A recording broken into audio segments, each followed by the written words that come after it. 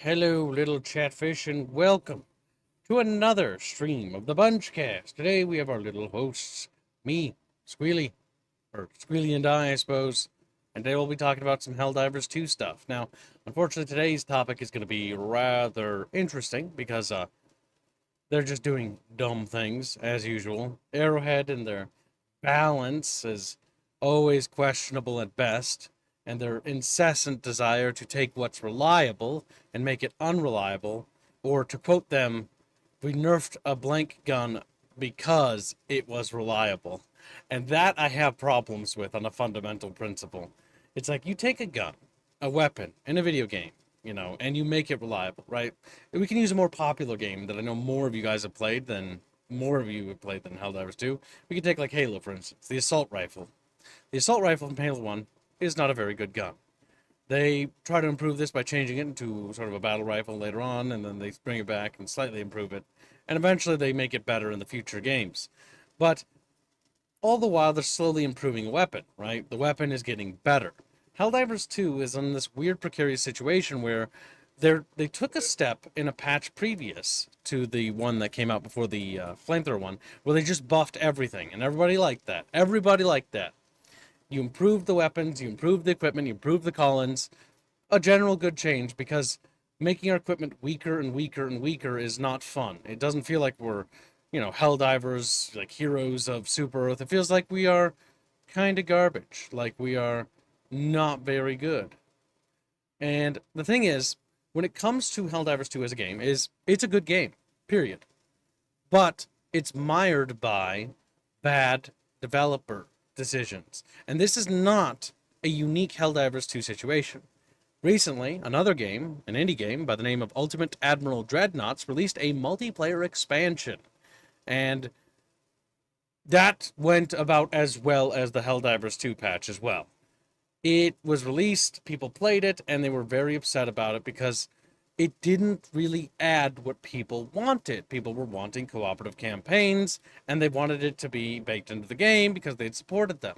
Well, instead they cut it and made it a DLC, so you have to pay for it, right? And it doesn't have those features, and it's buggy, and it doesn't work very well, and nobody liked it, right? And the developers respond, Games Labs responds in Ultimate Admiral Dreadnoughts by saying, well, you guys are the vocal minority. The silent majority stands with us, and it's a very out of touch statement because you have players who are passionate complaining about these issues, and the developers aren't listening. Now, fortunately, in the case of Arrowhead, we do not have the same thing. There is Pilestat, and Pilestat seems to be the honest to god hero of this whole ordeal. When it comes to everything, because they have I think a leaked video internally of him literally presenting like videos talking about players' perceptions of the game and talking about like people don't like how we're balancing our game. And it's very clear that when Pilestat got involved with the first balance patch, that everything got buffs instead of nerfs. But it does seem that there's elements inside the team that are still not into it, that are still not in the idea of like, let's make weapons fun to use again, right? Like, you guys remember the Breaker, right? The shotgun rifle? That thing was so much fun. When Helldivers 2 launched, it was a blast. Helldivers 2 is still the best game of the year, for me, by far, and will always be that. It's a good game. It's fucking awesome. I fully recommend it. But these balance choices, like nerfing the flamethrower, right before you do like a huge flamethrower patch, right, where you launch a war bomb with flamethrower equipment. And let's not even get into the how redundant the flamethrower rifle is and how it's actually a pointless weapon, right? Ignore that. You nerf something people are excited about, which is like fire themed. What brainlet move do you have to be in a situation where you're like, well, let's nerf these weapons? This is what we call an anti-player bias. This happens when there's a schism that forms between the players and the developers, people who actually play the game and the people who make the game. Because when you're working on a game, when you're developing a game, you can kind of get locked in, right? In a mode of, let's make this, and I envision that the flamethrower will work like this. Like, it'll do, like, it's only for, like, crowd control, maybe it does, like, a little bit of damage here, but it's not really for killing and stuff like that. But the players are like, wow, I want to use this for killing. And there's a disconnect for how the developers want a weapon to be versus how it is in practice. This is what happens when developers don't play the game. And this is unfortunately not a unique issue to Helldivers 2. Every game has this issue to some degree, some worse than others. Like, for example, Games Lab, much worse situation where there's a much bigger disconnect. And unlike Arrowhead, Games Lab is actually outright attacking their fans and in debates and like fighting them in fucking their own discussions. It's pretty bad, and it's a slippery slope. It's a slippery slope for that schism to grow, and that can easily happen with Helldivers too. That's why I underscore that, because if we don't talk about that, that can quickly happen here as well, and it's very quick for that to disseminate into that. And the thing I think one of the biggest issues with Helldivers 2 is they're not playing to their strengths. They have the best extraction shooter on the market. Without it, there's not a single one that can hold a candle to. Not a single game. And it's still, in its current state, is still good.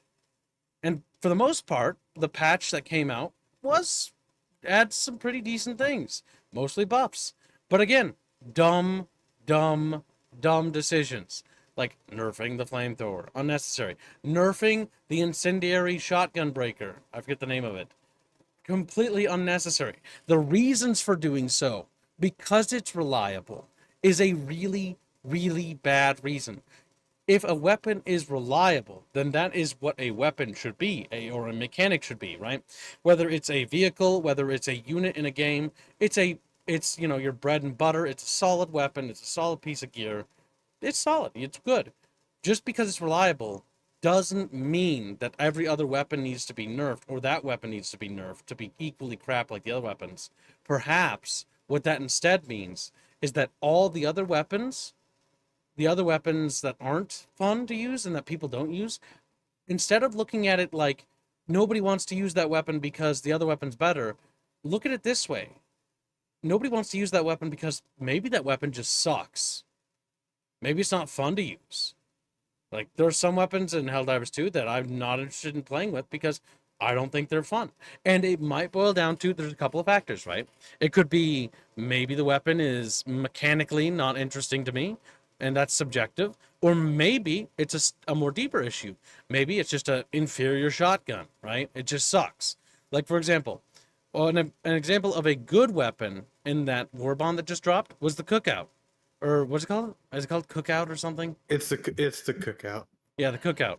The Cookout is a solid, fun to use shotgun. It's got stagger. It's got fun. It feels fun. Feels satisfying to shoot at the enemy, and it's the only weapon that's fun. The flamethrower isn't very fun. The flamethrower pistol isn't fun, and they just also serve really no function. The Cookout shotgun is a fun to use pump action incendiary shotgun. It feels awesome to use. I love it. But the flamethrowers aren't flamethrowers. And now it's time to get into the fundamental problems with Helldivers 2's flamethrowers. The biggest issue with Helldivers flamethrower is that first and foremost, it is not a flamethrower. It shoots like pressurized air, like gas, and it like spray can of a gun. Yes.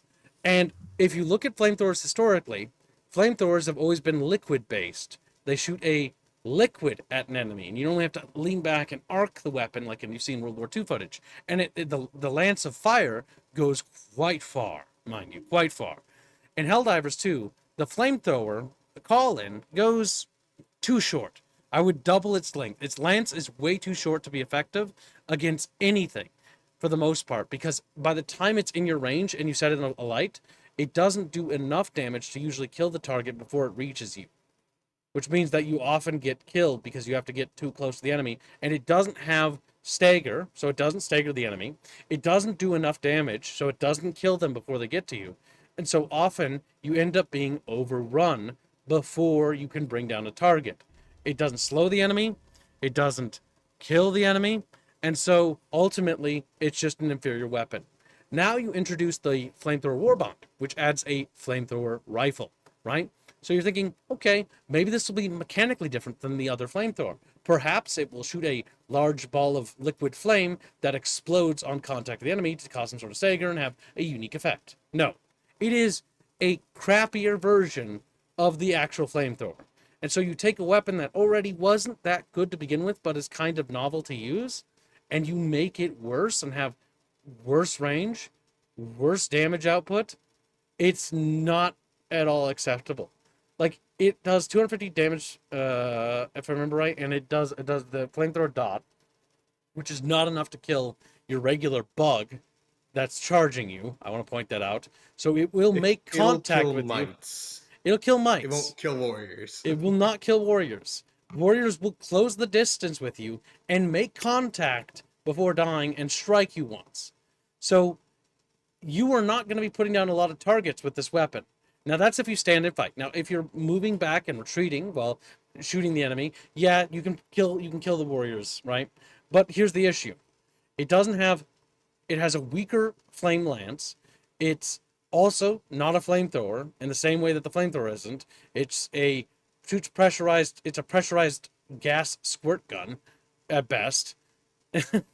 It does not hurt the enemy enough to do any significant damage. There is no value to the flamethrower rifle. It is flat out an inferior weapon to the flamethrower, and the flamethrower is okay. I use it because I want to love it, but the gun is hard to love because the flamethrower stratagem isn't that good.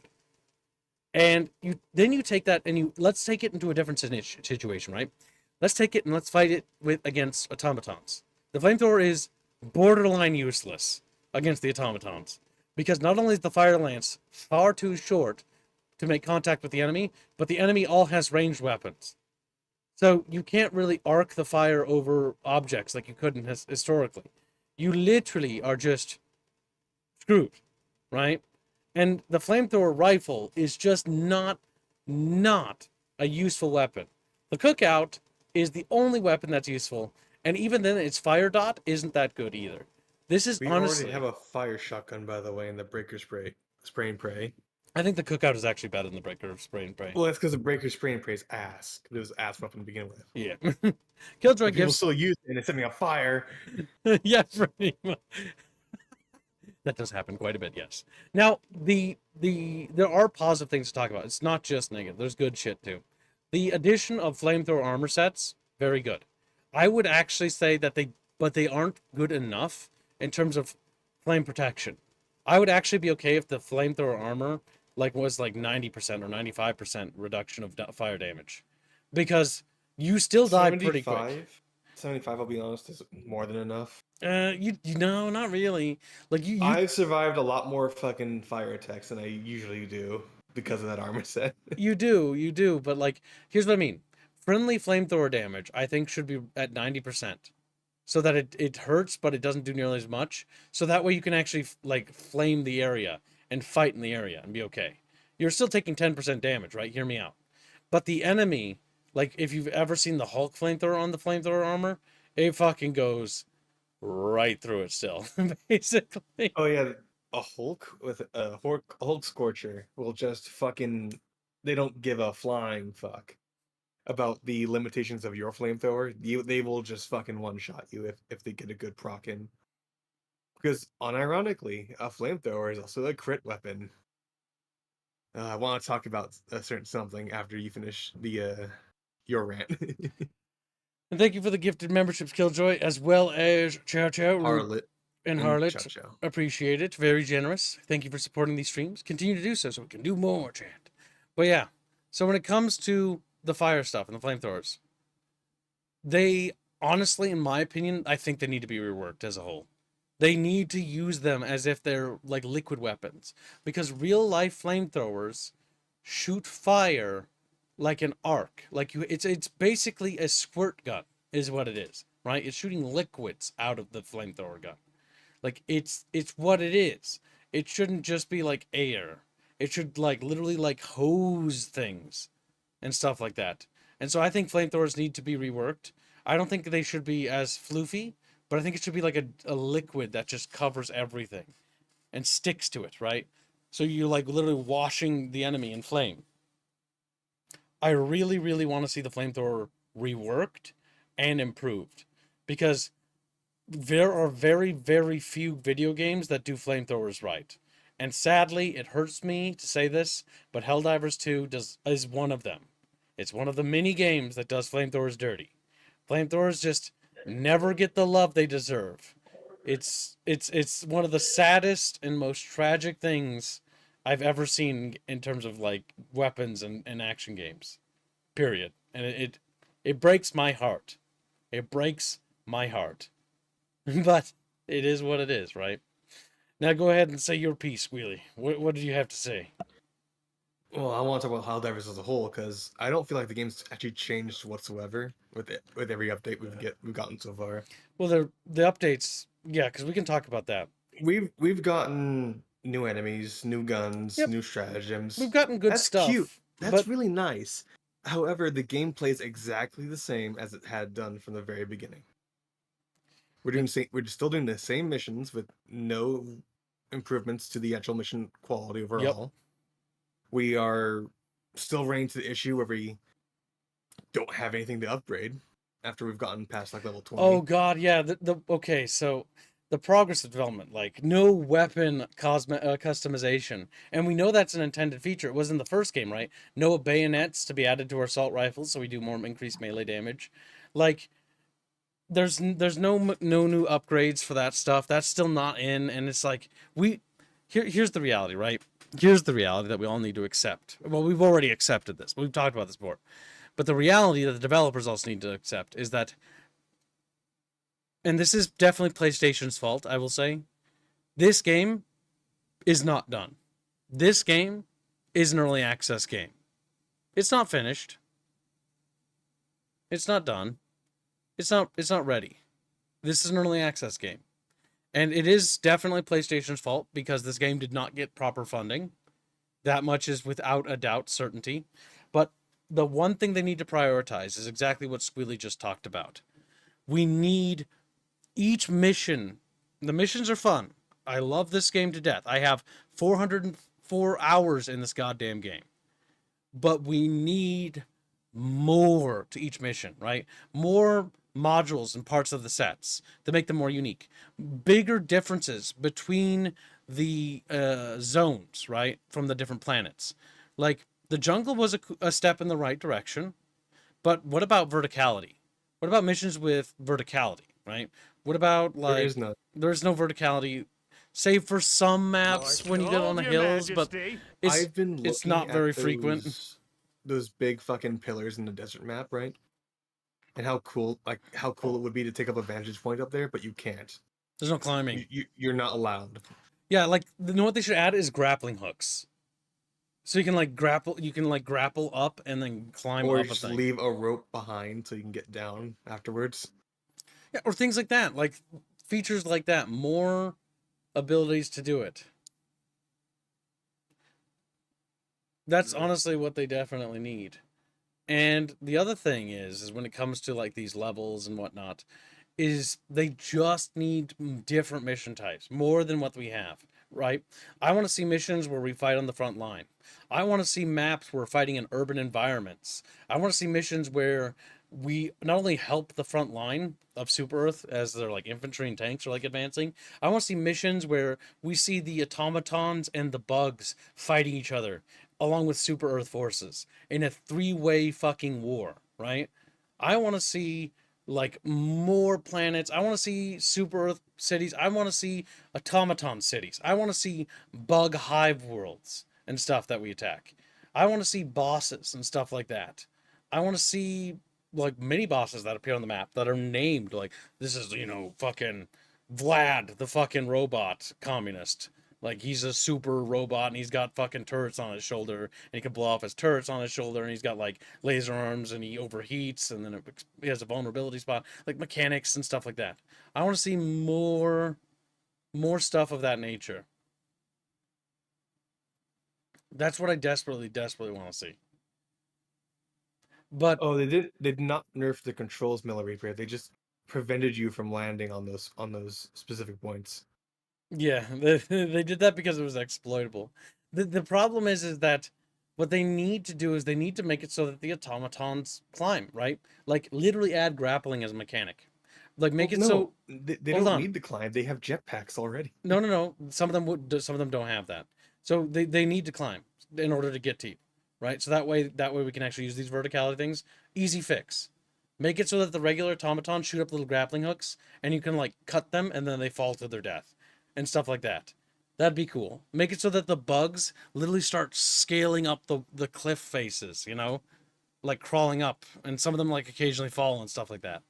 Like, and you can As it shoot is them now off. for, as it is now for the bugs, what they do is that they'll just The burrow. either no clip to you in the form of digging, or they will fling themselves at you using the hunter bugs. Oh, those ones can actually fly up there. Yes, That's fine, the flying ones. But I mean, like, they need to actually be able but to climb. if you look at the warriors, they'll just sit there and watch you. Like, I can't do nothing about Because this. the easy way to address the verticality problem is to allow the Helldiver to climb, and the easy way to answer the problem that raises, because doing that raises a new problem. Well, how is the AI going to get to you? It's easily exploitable. Okay, you're absolutely right. It is exploitable, and it is an exploit, which would make the game too easy and ruin some of the fun. Make it so that the enemy also has to climb to you, and then flip it on its head.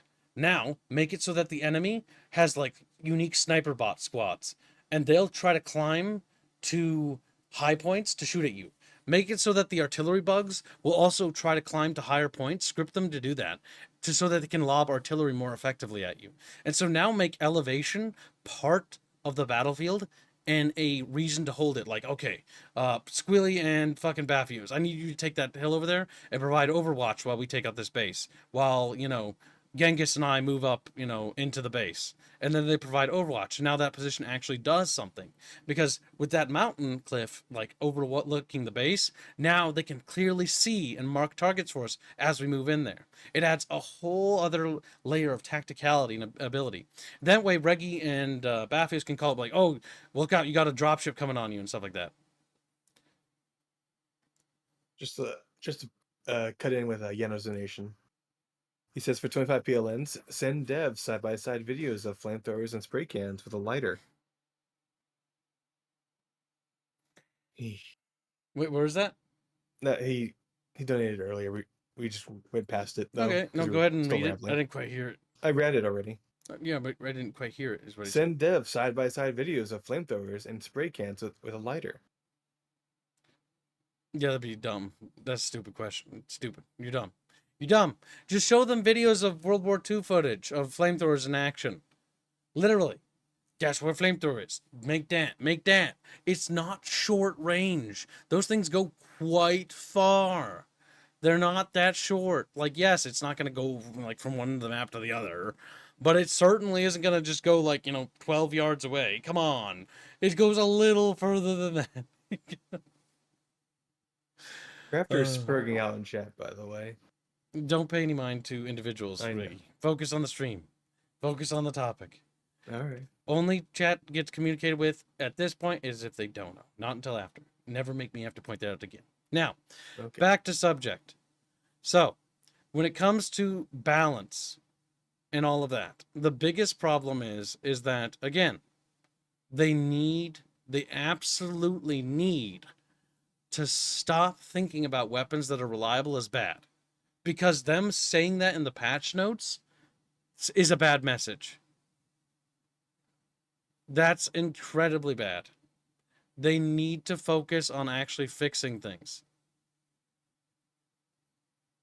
And that's unfortunate. That's very unfortunate. Well, the problem is that they're more focused on balancing poorly rather than just improving the game for what it is already. Like they have barely added anything of value to the game at like post launch. Yeah, no, Like they haven't. they added new bugs. They added new fucking weapons. Mhm. Okay, I mean, let's cool, let's review but everything from launch real quickly. So, real quickly, right? From launch, what are the new bug enemies? The new bug enemies are honestly only the things that the shriekers were the first thing that they added. Then it's the tunnelers, and then the the spore charger and like a heavier charger and some heavier variants of things that already exist. But the mechanically, the only two new things I can think of are the tunneler thing with the tentacles and the shriekers that fly. The other ones are just reskins for the most part. So they actually haven't added that many new enemies. When it comes to the automatons got the best, in my opinion, new stuff. They got the four-legged AT-AT walker, which is really fucking cool. That's really cool. I need more enemies like that. Big enemies with modular sections that can be destroyed, that are fun to bring down and satisfying to fight. That's cool. They need to do more of that for the bugs and the automatons. They added the automaton gunships, which are horrifically overpowered. They also added the new missile trucks, which are cool because they artillery you, and that's neat, right? Then they added some variation, like the AT-AT Walker now is encased in metal and has rocket pods. But the big issue is because everything's so rocket pod focused and is constantly knocking you over. Like, so many times have I fought the automaton where my gameplay consists of me bouncing around for like ever. And the gunships with rockets do not help. I will say that. I think the gunships need to lose their rocket capabilities and just be machine guns. And if they want like a heavier gunship that has rocket pods, sure, you can have that. But make it like a heavier gunship that doesn't get spawned by those factories. And then move slower. Yeah, like slow, sluggish, but you can like take out its turbines and it starts like, going down and stuff. Like, it'd be cool. The thing I want to know about them, because those airships, those gunships, already qualify as fucking sniper support, considering how far away they are and yet how accurate they are. They're incredibly accurate. Not to mention, there's like a million of them. You'll die in one fucking burst from the machine guns already. Like, they are that accurate. The fucking heavy devastators are also that accurate. The heavy devies are really bad. The heavy devies are the guys with the big shields and the big machine guns that charge your positions. And my biggest problem with the heavy devi is that their shields have way too much value. They should only be like rated for medium armor penetration. And if you have like a sniper rifle, anti-material rifle, it should go right through it. And explosive damage should go right through it. Because here's the problem with our shields. Our shields are absolutely worthless. Our fucking riot shield thing is the most worthless fucking stratagem ever. Because the more rockets they add, the more explosives they add, the more worthless that thing becomes. Because explosion damage goes right through it, doesn't it, Squealy? It doesn't block shit. You just flop around with it. Like, it'll block the first missile and you will take less damage, technically speaking. But you will flop around. As soon as that happens, you're getting ragdolled.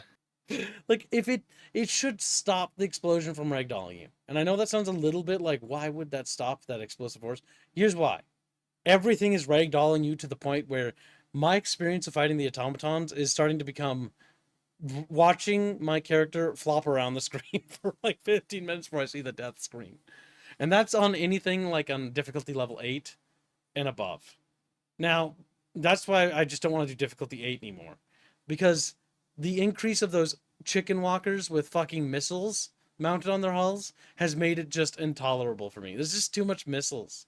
Like, they are completely immune to all forms of damage except for grenades or and sometimes it takes 2 grenades to kill the damn things now. It's awful. It's awful. It's like, might I add, their missiles are actually stronger than any of the other missiles because they will actually just one-shot you. Unlike they will rocket devastators.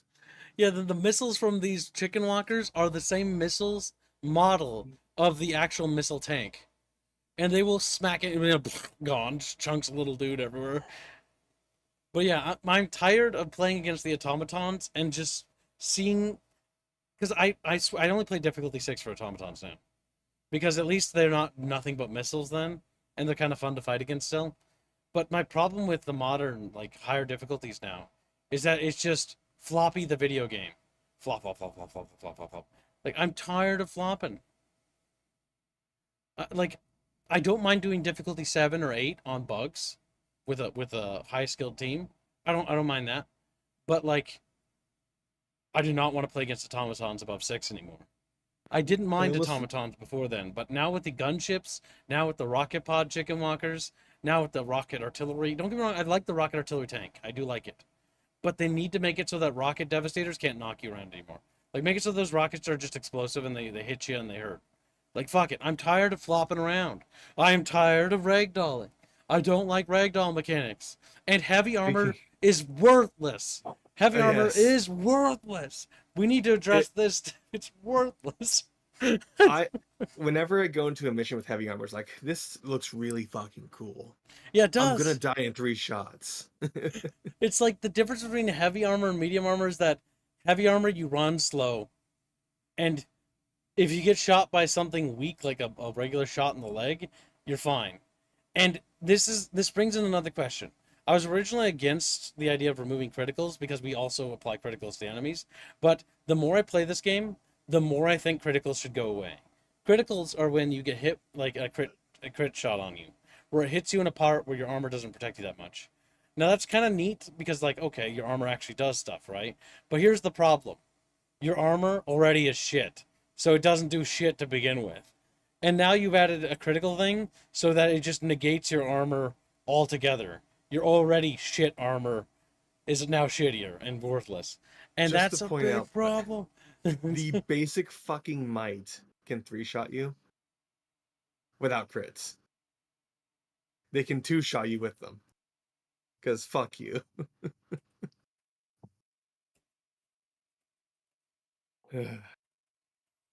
It's just a really sad. Mugi donates 6 shekels. I want to fight against none other NPC humans. And Gang donates $2. HG2 needs urban combat and Yeaglets, of course. No Yeaglets. Right, destroy But Genghis immediately. Uh, so you that's more enemy that was variety. Yeah, is just good. fucking an actual map, an urban map would be nice. Like these worlds are supposed to be worlds of Super Earth that have been populated and Yeah, this is you part of our know empire, right? And apparently we our empire has control of the galaxy because we won the first war. And I played the first Helldivers, and I know. Now the problem with yeah. the first Helldivers was a budget twin stick shooter. It's not nearly as good in terms of quality as this, but it has things that this game doesn't. Like your stratagems can be upgraded, which means that your stratagems have upgrades and perks and stuff. So your airstrikes get better as you upgrade your airstrikes. This game desperately needs an upgrade system for not only your gear and equipment, like the first game has, by the way, but also an upgrade system for your stratagems. I want to be able to upgrade my stratagems so that I can have, my airplanes airstrikes are bigger. Like our 500 kilogram bomb is now a 10,000 kilogram bomb. It Fucking now drops a hell bomb. bam. Oh, the hell bombs are fucking piddlywinks. They take like a fucking minute to drop, and then they take another fucking minute to explode, and they can die in 1 shot. However, the fucking random discarded hell bombs lying around the landscape, if you shoot them once, they'll detonate the fucking countryside. Yes. Because fuck you.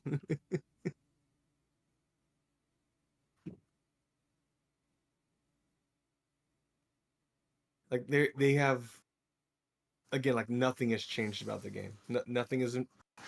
There's been like minor improvements and the occasional new enemy that probably should have been in the game to begin with, and it's being phrased as updates, even though this game is just early access. Mhm. Even though it's not even titled early access. I gotta cover my screen because I have to open up DMs. There's apparently just now, Helldivers 2 news just dropped Oh right no. as we're streaming. Oh my fucking god. Cheers. Alright, that's funny. I'm gonna pull this up. This is a GIF that our lead programmer and my good friend Rubinsky made for me.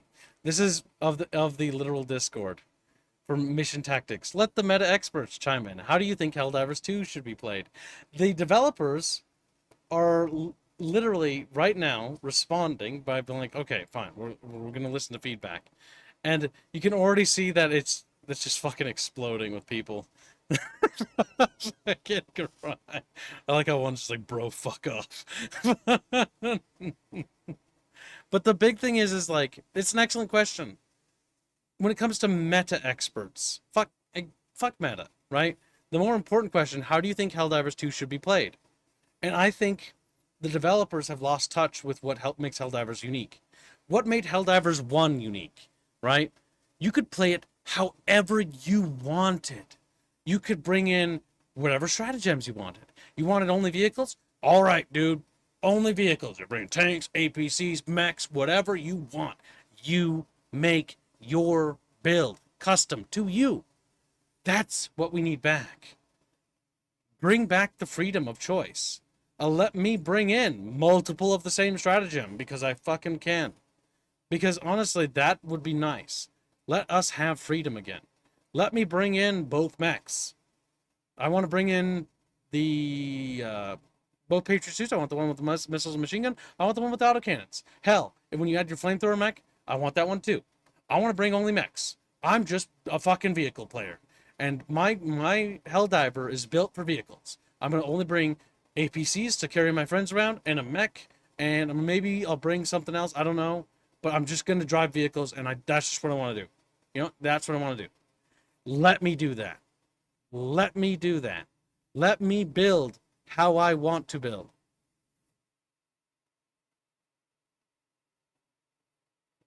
That would actually be very nice. That'd be very, very nice. Because I really think we should be allowed to build however we want.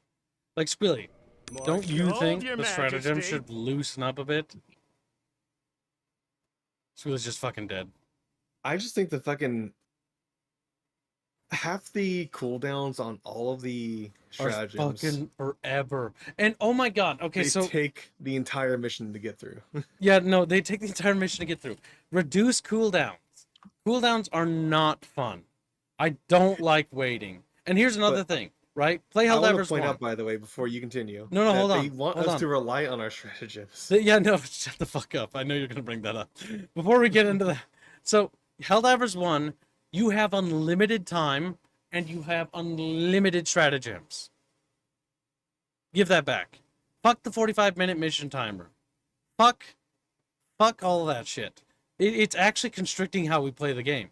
Let me play at my pace. Fuck it. Make the 45-minute mission timer a bonus. You get a bonus objective if you achieve that mission in 45 minutes.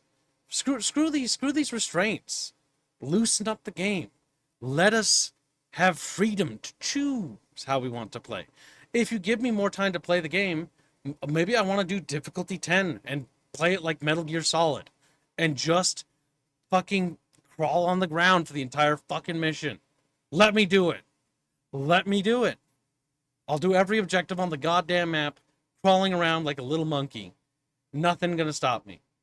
Make it so that we have unlimited lives again. Because guess what? I think Helldivers 1 we had unlimited lives, didn't we? We had unlimited lives? We had no, we had limited let me lives. think. I think we had, I can't remember. Yeah, they were limited. Yeah, because either way, like... But you can also revive each other in that game. Yeah, you go down and you can... Yeah, what the fuck? Where's that mechanic? That's actually not a bad idea, York.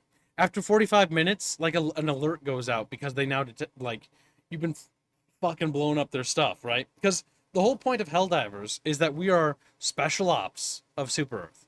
We are doing deep strikes into enemy territory, and we are disrupting their communications, disrupting their logistics, disrupting the breeding pens or for the bugs, disrupting the factories of the automatons. We are fucking up their rear line so that their front line collapses, so that our actual army is actually able to overwhelm their forces.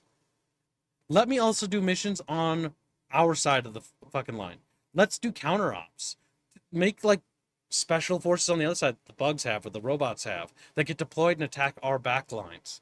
Make us do missions where we have to go behind our front lines and basically deal with something that's going down over there. Or maybe the front line is in danger of breaking through. Maybe there's like a Stalingrad situation where we have like a 6th Army encirclement. There's an army of Super Earth, like the 6th Army of Super Earth or whatever, is encircled at Supergrad. and we have to break them out, right? We have to drop in. There's these guys who have been encircled for months. Their supplies are low, their hope is low, their morale is low, and we drop in. These superheroes basically come in to save the day, and we break them out so that the basically like the army is able to reconnect. Make the maps on the planets more detailed. Make because it all right now is like the planets are just like, okay, the interstellar logistics system is really cool. They're all desolate is the But problem. the planets are desolate. Make each planet have cities. Make planets have factories. Make strategic objectives on these planets. Actually make it a war. Like, show me the battle lines. Show me where Super Earth, what part of the planet we're holding. And as we push and take territory, show that border, our front line, shifting on the planet as we take out more. And then show like enemy pockets. Make that part of the game too, where it's like, oh, there's an enemy pocket of automatons that's holding out here because this factory keeps pumping them out. If we can't deal with it, we can't put more forces on the front line. We have to take out this pocket. And let us drop in on that pocket and break up those factories so that our forces can smash the pocket and break it, Like, that would be super cool. Expand the warfare and go further. Because all Helldivers 2 right now is you click up you look at the interstellar map, and that's cool. You have the interstellar logistics, that's cool, that's good, love it. But there's nothing more than that. The planets don't have any cities. The planets don't have any factories. When I close my eyes, the planets are just an amalgamation of random disjointed outposts that don't even have roads to each other. There's no logistics here. It's like some fringe colony. Make roads and pathways that connect this area. Show that there's actually some sort of logistical connection to all these places. Make cities, make factories, make agricultural parts of planets so that the planets can be more than just like, oh, it's just green hills and shit planet. Oh, this is just red hills and shit planet. This one's fucking pink. Fuck you. This one's a swamp where all of your stratagems fucking suck. This one is like the whole planet's not a swamp. Come on, the planet should have more than that. They need a planet overhaul. So planets are more than just one biosphere, right? Okay, maybe the lunar planet is always just lunar because it's a lunar planet. Sure, some of those planets can exist like that. Yeah, I'm okay with that. But maybe the desert planet has some like oasis-like cities on it, right? Where we're fighting around these beautiful oasis cities that are in flames, making these valiant stands against the enemies of Super Earth. Expand the warfare stuff. Make planets.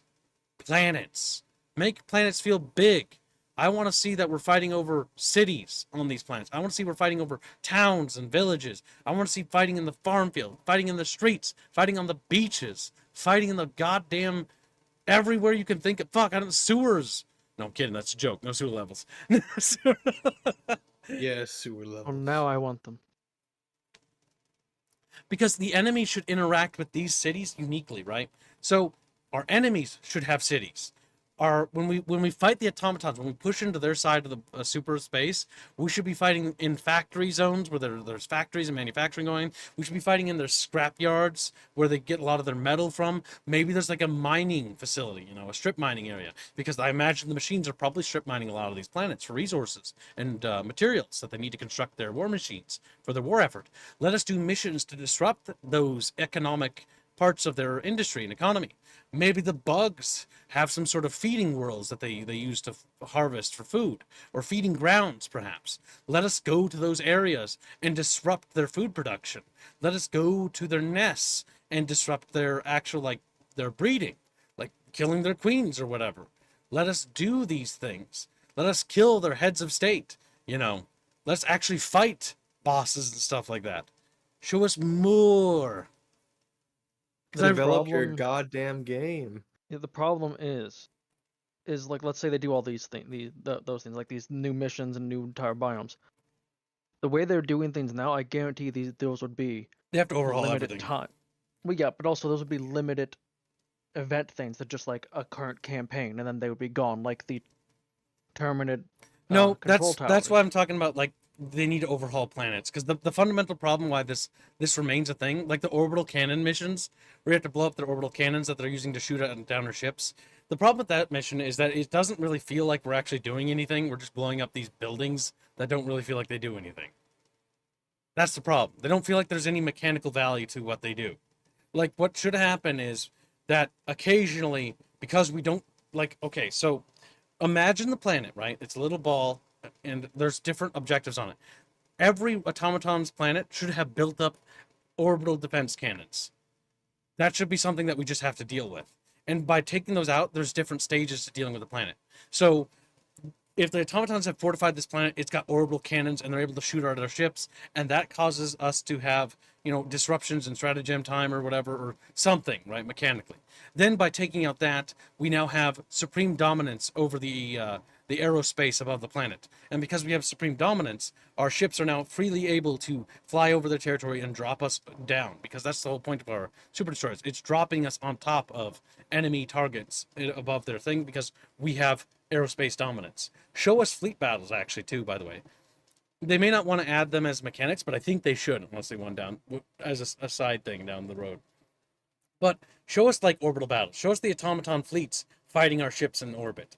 All these little details and flares. And don't hold back, right? Show us the spores invading or whatever when they attack a planet. Let us see this kind of stuff take place and participate in it in some way. Maybe by taking out those orbital cannons. When you look on the deck of your ship, you see less orbital fire coming up and hitting our super Earth destroyers and our fleets, right? Show us the other ships in our armada, the troop transports that are bringing in super Earth troops, and stuff like that. I want to see super Earth armed forces. I want to see the SEAF. I want to see them fighting. I want to fight alongside them. I want to be able to call them in. I want to be able to basically relieve sections of the front line that are being attacked. Because if they re-overhaul the planets and show us how the war actually works, they can have all these missions not be timed. Every planet should have bosses on it that are like key commanders of the enemy forces. It could be like a series of procedural names, right? But once you take them out, that weakens their command structure. And so now enemy response time is ruined. Let us take out their factories. Now they're not able to produce as many troops to reinforce in areas. And show us that in a meta way, but also in a way in the actual war itself. Overhaul the planet so that taking a planet feels more than just taking a little dot on a map. Because that's all it feels like right now. I want to feel like every planet is as deep and has as much value as, Super Earth, or as Malevelon Creek does on paper. Malevelon Creek is an idea, but it is just that, an idea. There are several dozen Malevelon Creeks throughout the galaxy. They're nothing special or unique. And what I want to see is more uniqueness to each planet. I think each planet should have a unique name. They already do, but I think they should also have unique city locations, unique factories, unique agricultural zones, and stuff like that to fight over. I want to actually fight over different planets that serve different purposes. Like, this is the capital planet of this sector for the bureaucracy. So there's a lot of skyscrapers and corporate sectors here. And this planet over here is an industrial world. There's a lot of factories, manufacturing stuff here.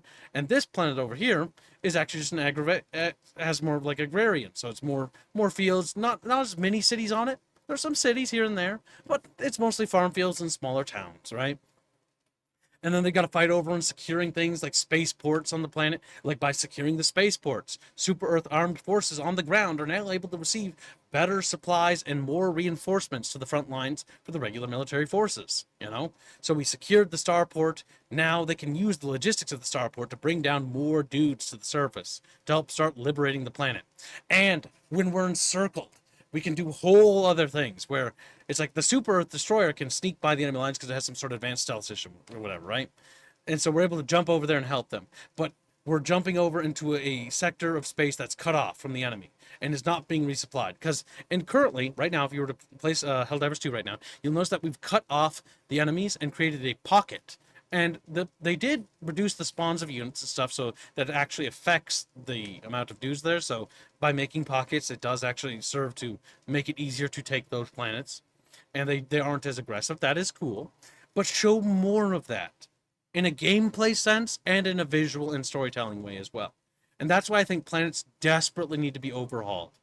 It's more than just balance. It's more than just that. Helldivers 2 sits on the precipice of being truly, truly great. It is a good game. I love Helldivers 2. I fully recommend it, even despite its problems. But I also recommend that if you're interested and you're hard on money, just wait a year or two. The game's only going to get better with age because it's going to have more content. And honestly, I'd wait for the Illuminate invasion if you haven't bought it already.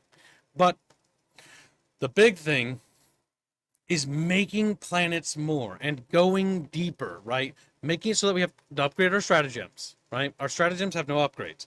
Our guns have no upgrades. There's no customization for guns. I want to be able to customize my vehicle. I want to be able to, upgrade my vehicle, upgrade my guns, upgrade my stratagems. I want to be able to upgrade my ship more and do more with our ships, and even have different classes of ships that activate unique stratagems or something like that, or help with certain builds. I want to free up our stratagems more. I want weapon balance to be that more weapons are viable and it's less about, oh well, these weapons are the weapons that I can get through this mission without suffering with. I want to be able to play with more weapons, and I want more enemy types. I want more enemies.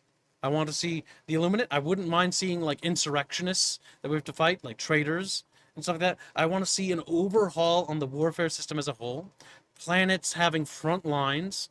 I want to see cities and factories and things like that mattering. I want planets to feel like they matter. And that's one of the big things. Like the whole thing about the story arc was kind of cool. It's like, oh, if we don't take this planet, we won't get mechs or whatever. That was neat. But I want to see the planets being more than just balls for a biome for procedurally generated missions. Yeah, they're going to be procedural, right? Like they'll always be like the frontline missions, even with what I propose, right? The boss missions where we deal with bosses, or protecting our quote unquote bosses against their special forces and stuff like that. Because you can flip it on its head. But I want to see like logic behind how this warfare system works. And I want to see it bigger and better and more intricate and more detailed. Because right now, the reason why this game won't last forever in its current point in juncture, it's a good game, but it's not going to be like forever in the zeitgeist and isn't in the zeitgeist anymore, is because they desperately need to expand it. It's really cool, but it's also sadly shallow, despite the fact that they have done so many things right? When you shoot parts of an enemy, they react. When you blow off a certain arm on an enemy, it changes how it moves and behaves. These are good things with a capital G, and those are important to underline. But those are only steps in the right direction, and many steps must be taken to secure the future of Helldivers 2, both in terms of improvement to balance and improvements to the overall metagame, because I think the metagame is really cool, but it needs more meat to it. It's too shallow. It needs to be expanded.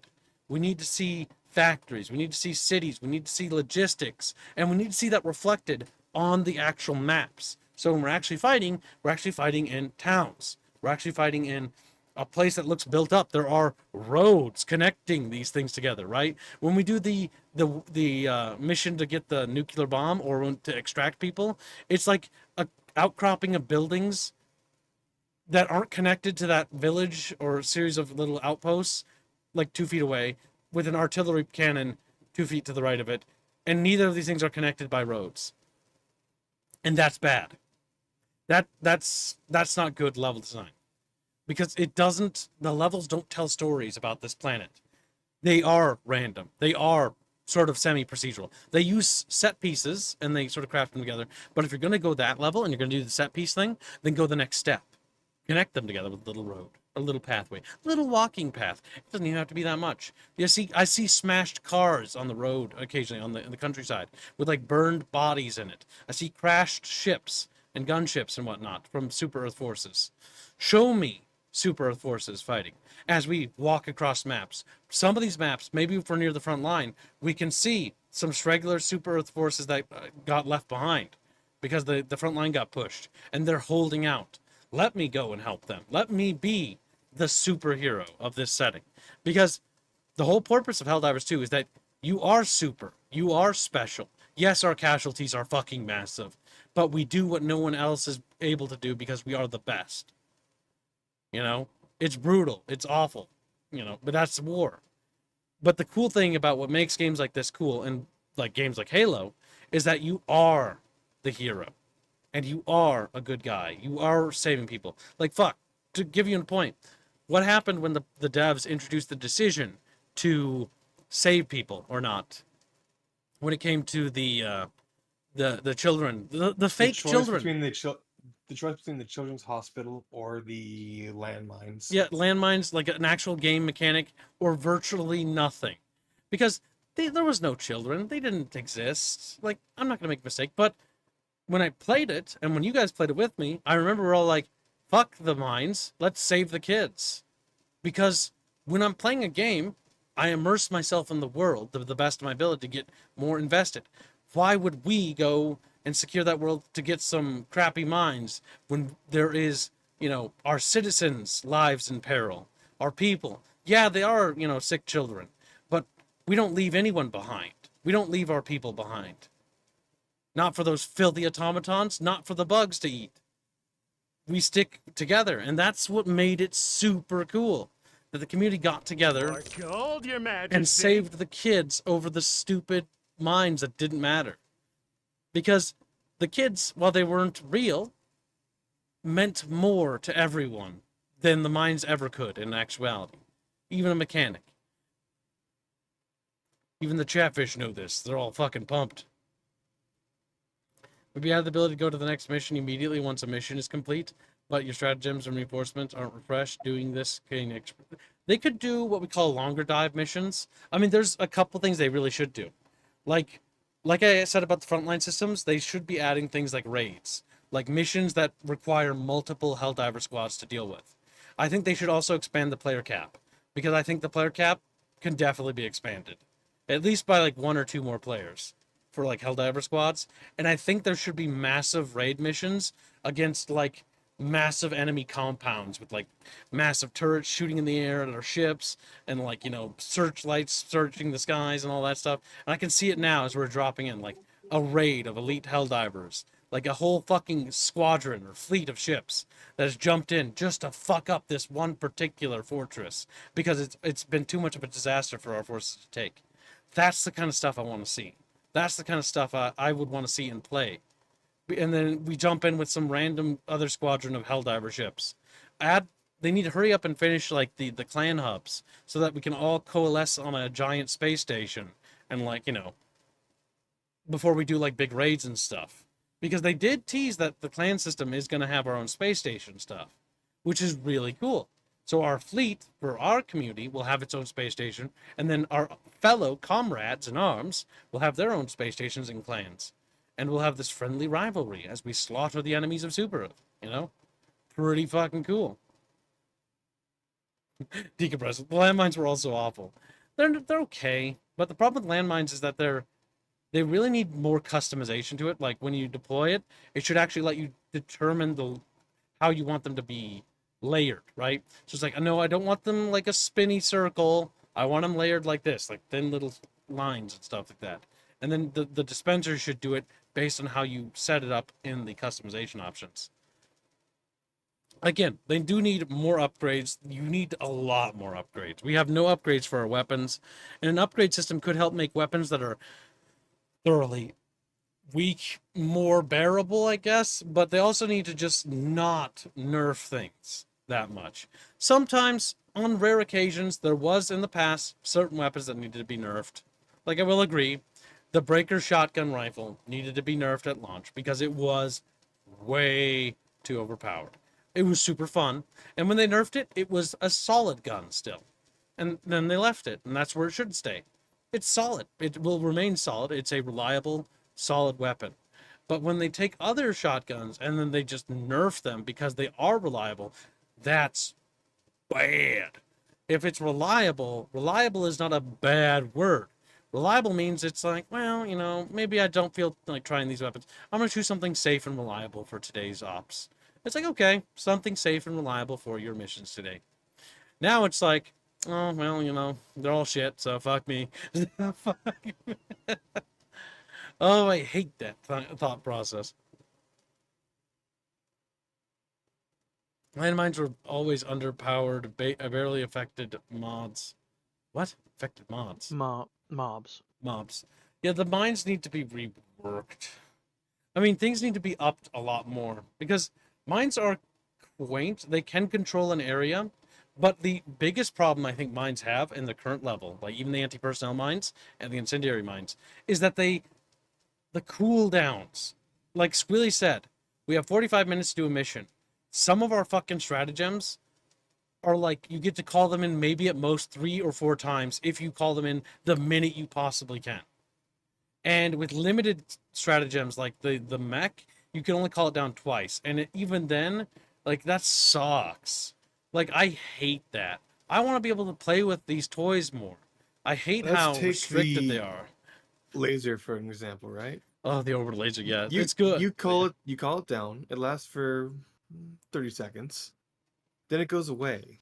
And you gotta wait 6 minutes for it to come back. And then you can use it again. However, you only get 3 uses of it.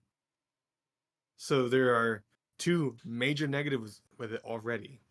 So why not just use the other things because they're just more reliable. Like I always use the fucking 500k bomb, not because it's really good, because it's actually kind of mediocre. I use it because I can use it twice in short succession to kill one large target pretty much, and then it comes back after 3 minutes. I get more fucking use out of it than I will ever get out of the laser in a mission. Purely because it's reusable and it comes back quickly. They just either need to drastically increase the time missions can be, or just remove the timer, I think. Yeah, that's the problem. Like, the big problem when it comes to stratagems is that they take forever to come in, and even with all the upgrades, I'm almost maxed out my ship.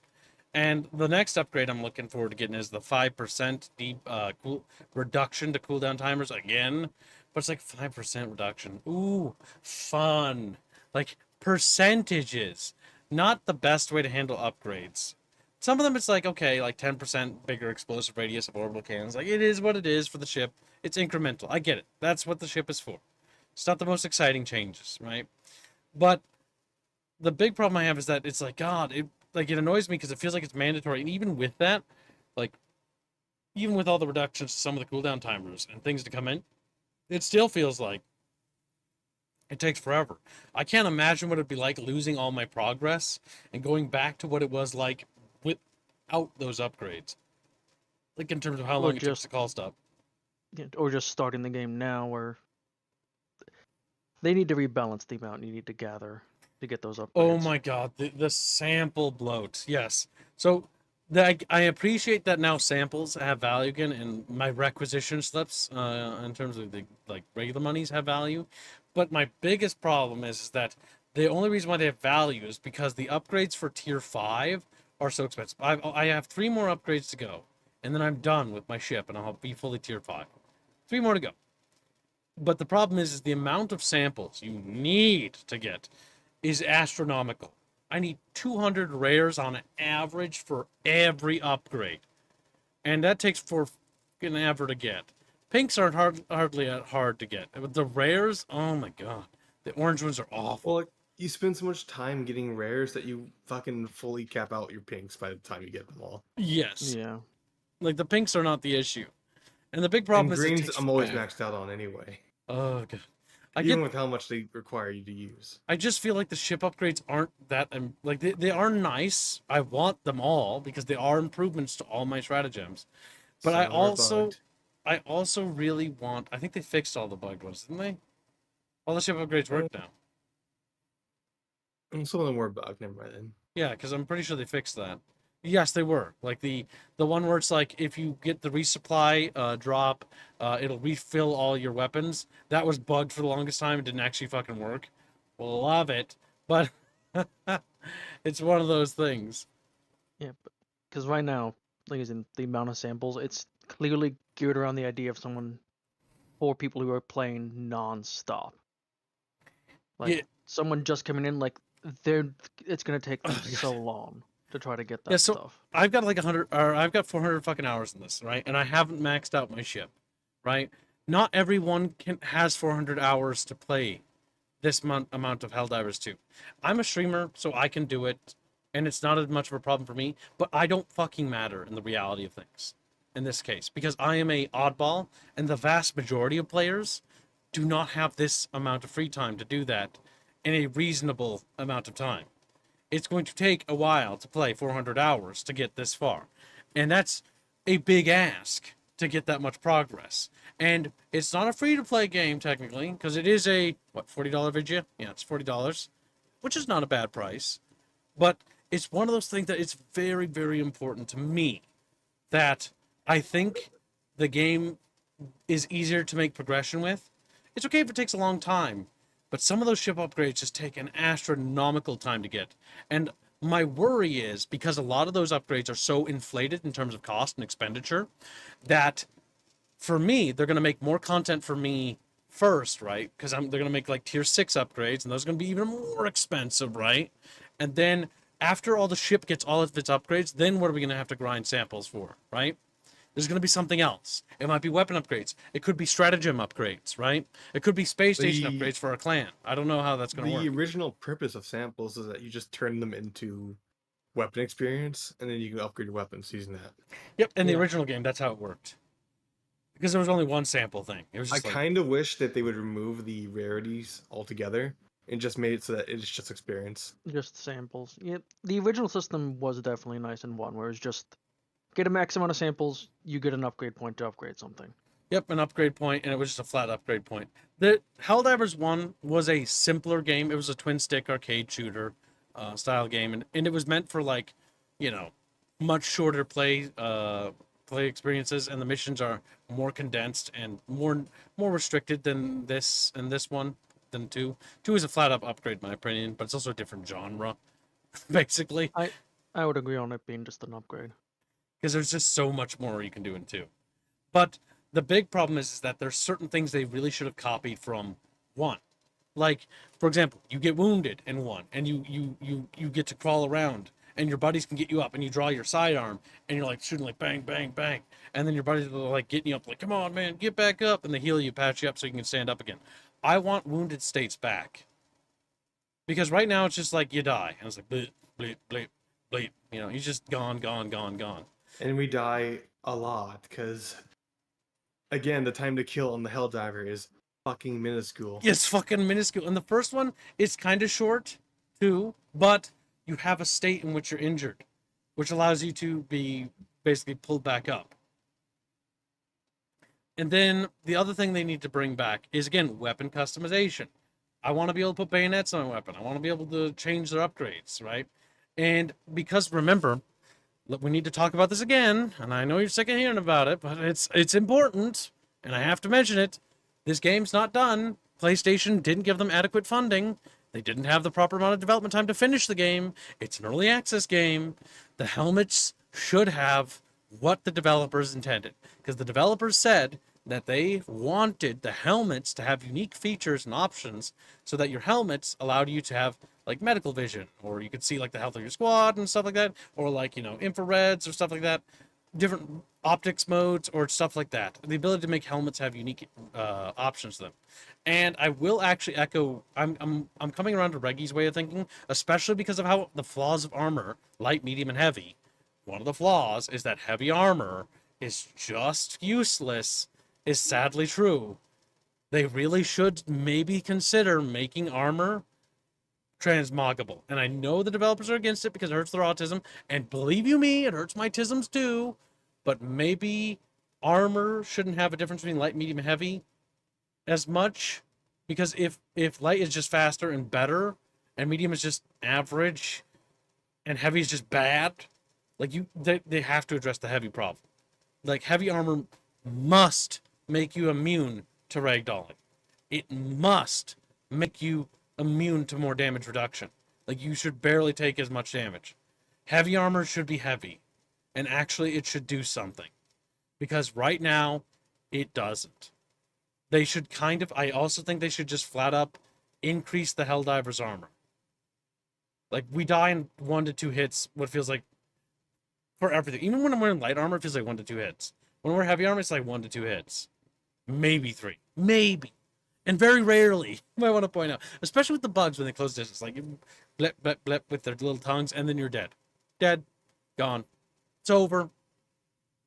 They really, really, really need to make armor have value. Something. Because heavy armor doesn't give you a shit. Doesn't make you immune to being stunned. Doesn't stop you from flopping around like a little fucking rag doll. It doesn't do jack diddly. All it does is make you run slower. I remember when we were playing this with Squealy the other day. Was it you or who were we playing with? I was like, yeah, I'm just slow. It's just me and my heavy armor. It was you. That was me. Yes. It's like It was like, Squealy's leg in the back, and he looks It was like, cool, but that's all he does. I look cool, but man, am I fucking slow. Waddle, waddle, waddle. Yeah, and no value in terms of armor. I almost wish you could actually customize the armor perks. Fucking mites. Because the thing is, right, we've got progression. They're going to add progression to the weapons. I don't know if they're going to add progression to the stratagems. They need to do that. But I think they should add progression to your armors, so you can actually start upgrading your armors and making them better. Like instead of like other things, like, yeah, no, your armor is just better. Your light armor is just period better because you got better armor now, or something. Something has to be done there. You have I'm light sure- armor that is just medium armor, but you move faster now because Yeah, they because it's got fixed extra padding. they fixed the buff with extra padding. Where the armor's effect is just that you move faster. Yeah. But a lot of these issues, more than likely, they will eventually address. But the problem But they is haven't. they're- They're busy. well, They're that's what I'm busy saying. The trying to balance. issue is, well, that's not even just that. The issue is that they are doing a live service model, and they're falling into the same trap as the other live services of we need to make this content, make it limited time to draw people into play, and then it's gone. So they're wasting all this time developing this content and like missions that they just have to keep making new ones because they remove the ones they just made after like a month. It's like the whole mission about dealing with the towers, the TDS towers was pointless. Like we'll never see that again. It was a quaint idea, but the reality is the thing I talked about earlier, overhauling how planetary wars work and liberations of planets work will solve this issue. Introduce that frontline system I talked about. Introduce those cities and those sieges so that every planet has factories to fight over. Every planet is going to have enemy bases that are built like this that require you to do that. And as they add new types of enemy bases or add new factories, like this is a factory for factory striders. This is a base that is the command center and has a big robot cyborg boss you have to kill. This is the high brood mother of this particular clan or planet. If you kill her, there's more brood mothers you have to kill or whatever, but that's one less that's going to slow down their bug production or whatever. Like, they need to overhaul planets. They need to overhaul planets to the point where planets are war fronts and there are front lines and you fight on these front lines and behind them. And that should be the thing, is like actually conquering the planet rather than these series of randomly generated missions for these specific events. Those are cute, but the reality is they're not recyclable content. In a game like Helldivers 2, much like what Jumba said, because they're falling in the trap of the live service stuff, is you need your content to be replayable. Like Decompresso missed out on some content or whatever. Okay, can he go and play the TDS stuff? Dimcules, let's say Dimcules hadn't played or didn't play the TDS missions, right? Can Dimcules go play those TDS missions? No, he can't. They don't exist anymore. There's no more missions like that. And there never will be content like that again. Get fucked. Yeah. All that development time in making it just wasted. thrown away. Wasted. For an event that lasts like a week or a month, like it needs to be more content. Because again, to echo what Reguline said, because everyone's saying it. These missions need more meat. Focus on the replayable content, the content that we're actually stuck with, right? I love this game. I love these missions. I love the enemies, but I have very quickly realized, and I realized this about 200 hours of playtime, actually earlier, like 100 hours of playtime. I think I realized pretty quickly that while I love this game, the amount of variety in these missions is incredibly limited. And that's one of the big problems with these missions and the overall design of how they are in terms of both the map design as well as mission types. You say That's Jumba? another example that Dimmy Kills said about the imploding that planet, that was a huge like thing they built up that I missed it, and I'm never gonna get to see what those missions were like. Yep. That was when I was taking a break from Helldivers 2 because I had binged it and I wanted to take a Yeah. break. That was their next huge content thing. It's limited time. Like they're focusing too much on that, and that's why we're not seeing improvements in any kind of timely manner, because all of their effort is into making these big events that last a week, a Yes, month at most. they're not respecting. Okay, so a key fundament of game design, right? Respecting the player's time, right?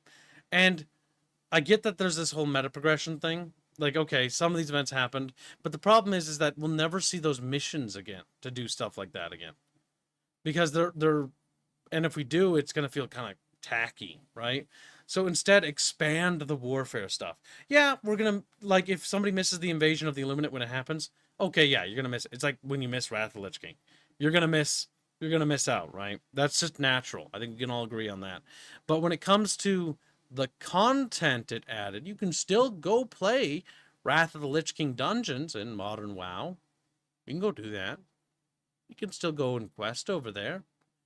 You can still go do that. Didn't take it away from us. It just doesn't really serve as much of a purpose, but you can still play there, right? Here you can't.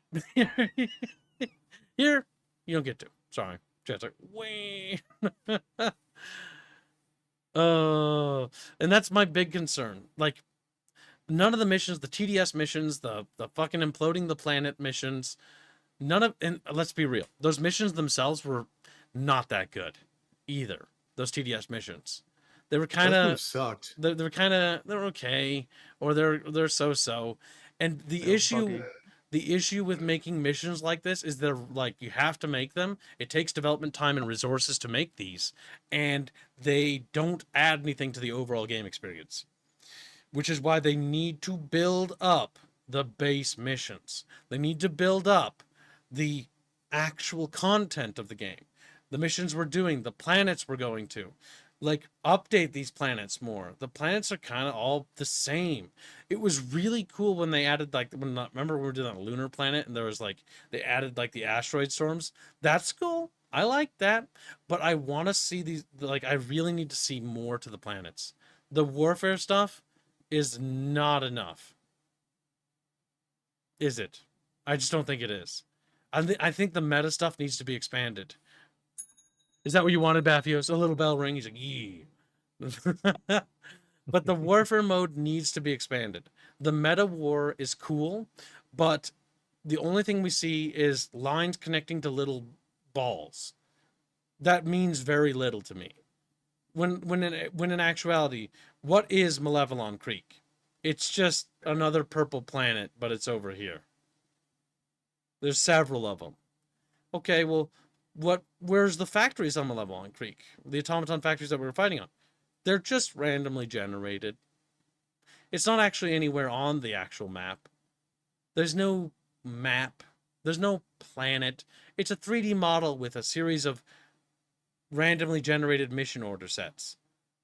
And that immersion was lost pretty early on for me, because there is no front lines. Like, we are Super Earth's Helldivers. We are dropping in behind enemy lines. But where are these front lines? Where's the Super Earth armed forces? Where's the military? Where's the actual army fighting? Where are they in comparison to me? What am I doing? How am I special? What am I doing to help contribute to this war effort? How am I helping take this planet? How am I helping take back Malevelon Creek? Am I disrupting enemy like forces? Am I breaking up the enemy and distracting them in this area so that a massive front can be pushed over there? Is there a part of the front line that needs reinforcements and the Helldivers have to be sent in to bolster the front line? What's going on? Where are we? Who am I? What am I? Yeah, pretty much, yeah. Excellent questions, honestly, because you start to ask yourself that when you play this game, because it toys with the idea of something greater, and very few games actually do this. Name one Reguline. Name one game that you can think of that has this sort of meta war progression. I can think of several. meta war progression is, and like as you go through the game, the war gets more intense. Hmm. Do campaigns for shooters count? Because those are all superficial, like in the background that Well, you can barely tell. there's games that actually do this. There's a game called Foxhole that does this, where the war Oh, actually changes and like technology advances and then it resets and stuff like that. I was thinking like story-wise, games like the Halo games technically do that, Yeah, it's but more they so don't. scripted levels though. Yes, they don't show you an ongoing war that's in the background. Well, they actually do. And if you actually look in the background, like Halo 3 and stuff, or Halo 2, you can see like explosions and stuff happening. And you can see, even in Halo 3, you can see air battles happening between Hornets and Banshees, and distant explosions in the fields and Reach, where like a large UNSC army is confronting them. But that's like, Yes, but I'm thinking about like an interactable thing, not just a set. yeah, like you're actually interacting with it, like you would in Kingdom Under Fire, where you're walking, as the hero, and it's sort of like Dynasty Warriors, where your Training units of games are swords funny. are fighting, and you're like slicing dudes. They're bad usually, but yeah, they're bad. Warriors games are great. Terrible. You should feel bad. They are terrible. Eve Online is all that is real. Well, because everything's a player, and Yep, that's it's entirely also player driven. it's Yeah, also a little bit of a problem. well, that 'Cause has its players are own evil. problem. Yeah, but it's also different, very different esque. Meg, now that's a game I heard of but never played. The Sniper Commando said was similar before PlayStation killed it back in 2013 to 14. I have heard of Meg, but I know so little of it that I cannot really commentate on it. But one thing I do know for certain is that Helldivers 2 desperately needs to expand on not just the mission types, but everything. And they need to do it. It's not like they need to do it all in like one go and just rush it, right? But they need to actually start building up this content. And I'm gonna be brutally honest, because Chumba and some people in chat brought up the war bond stuff. Fuck the war bonds. Fuck them. Like, I would be okay if they just didn't make them for like a year and focused on actual content. Because the war bond shit, like, it's cool to get new armors every once in a while, but I'm gonna level with you. We don't need more new armor sets. There's so many in the game. Like, yeah, sure. If you got time, make a war bond. We don't need new weapons. We need you to actually make the weapons we have actually fun. Making new war bonds is just annoying. And is adding Making new war bonds does nothing of value. It adds more garbage to my already overfilled inventory and arsenal of weapons. I have every weapon unlocked now, by the way. Have you started to notice that your inventory is slowing down now because he has to load everything? No, it doesn't. But remember, I have a really nice computer, so. Mine does. So whenever I open up my fucking inventory, it slows the fuck down because it has to render every fucking armor. I can't confirm. I can't be the middleman and say like if it is or isn't on my end because I've not even looked at my inventory because I have the weapons I like and I don't bother switching them because they're the ones I like. I still like to experiment with different weapons and different armors. I do love the artistic direction of some of these armor sets. I think the artistic direction is quite nice. But my biggest problem is that there needs to be more weight to it. Like, them adding the logistic stuff really was nice. Being able to see where supply lines were going is nice. But it's also not enough. I wouldn't say it's a step in the right direction. I think we should all be honest. It's a tiptoe in the right direction. Yes, Jerry It's can. I superficial can for what casually we actually want. can brag. Yeah, I've got everything unlocked. I'm pretty good at the game. Halsey, go ahead. Jose donates $50. Okay, fine. You switch the regular line. Finish it. He started, Squealy. You shut the fuck up. Hey Kibbs, just tuning in now. Hope you and the crew are doing well. Hashtag Kibbs Choice. Hashtag Skirt Fund. Thank you for your generous donation. Spider Pig, spurging out in Cream Lab, says an hour earlier. Send lemon memes to Hell Dibber. Bucket strong together. You are super crub elite. Never forget that. There's a reason why I waited a while for me to read that because it's not fucking relevant. Spider Pig. You're still gonna read it though, boy. He's like, okay. I mean, the supply Also, lines where aren't do you want that even to go, by new. the They way? already existed. Just made them visible, says Demcules. Excellent point, Demcules. He brings that up because actually I forgot to even think about that. Good for you pointing out, you clever little bastard. But yeah, like literally, the supply line thing was just not visible. And again, this underlines the whole thing about this game not being ready for launch. I honestly think this game needed another year in the oven. It's good now. It's fun as hell. I love this game. But I think it needed a year or a year and a half in the oven before it should have launched. And it should have launched with all three of the enemies. The more I think about it. Hold your majesty. All three enemies with supply lines, with these like, oh my god, I just can't get over how, like, I need to see front lines. I can't tell you how important that is for me. I need to see that there's something happening on these planets. Other than, because, okay, for those who haven't played this game, there's like a little bar, and this little bar fills up as we liberate a planet. And that's all we see. A little bar with a percent number. And it's like, you 15% liberated. Wow, 15% liberated. I need more than that. The meta thing is cool, but they must, and I stress this, they don't have to do it how I proposed it. Somehow, just somehow, more. It needs to have more. It cannot be the shallow.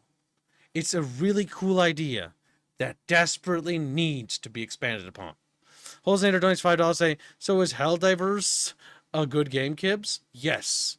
I love this game, and I'm incredibly passionate about it. And that is why I wanted to do this stream talking about Helldivers 2 again. I know. It's a subject that I just can't quite get rid of because I love this game. I really do. I really love this game. But I really disagree with some of the decisions they're making about it. And I think that they are walking in the wrong direction when they should be going somewhere else. I want to see this game flourish and succeed. I want to see it do well. But they're doing things that I disagree with very much, with just nerfing weapons and balance changes and focusing on like war bonds or these limited time event things. And I think that that is the wrong direction to take this game. This is a live service game for the first time in the history of ever for me. And people can disagree with that if they so choose. This is the first time I've seen a live service game that didn't make me want to throw up or be like, fuck that, this is trash. This is the only one. The only one I like truly like. And like, I mean that on a serious level. I'd agree. I've said it before that Helldivers 2 is the only good live service game. But the big problem is that they're trying to become more like a health service. Might as well. They're trying to become more like a live service game. And because they're trying more and more to become like a live service game, that's what's dragging the game down. What makes the game good is the fact that it actually kind of isn't a live service game. And the more you try to be a live service game, the worse the game is becoming, because naturally all live service games are kind of bad for a reason, because this whole limited time event stuff is kind of the reason why these games normally don't do very well. Oh god, no, Demcules, don't you dare. War Thunder is not better. Doesn't even hold a fucking candle in my mind. Get your fucking gaijin entertainment shit and get out of here. Throw it in the fucking tray. War Thunder can burn in hell. I'll only play it with Plake so I can make Plake make me animations. And that's it. That's it. But yeah, when it comes to Helldivers 2, oh god, I could really just talk about this forever, chat. There's so many things and directions, decisions and ideas and innovations that this game opens the door for, and the developers all you need to do, my little Swedish developer, is you must simply reach your little Swedish paws out and take it. There, was that creepy? I tried to like caress his cheek to really underscore the creepiness of that fact. Like that joke. Bad touch. Yeah, bad touch. Like I'm really good at following the curvature of that, you know? It's all that practice with, video games. It's really paying off. I feel bad for the things Reguline's been put through. Constantly, at all times. Gacha games are a better live service model? No. Gacha games are trash. Don't even. We're not even going to get in this conversation, Chatfish. I will not. Fuck, this game, I love this game. I fucking love you. I love you so much. You're the best game that this to me, chat. Helldivers 2 is Halo. It's the first time a science fiction shooter has truly grabbed the kid by the fucking scalp and been like, there is hope for humanity.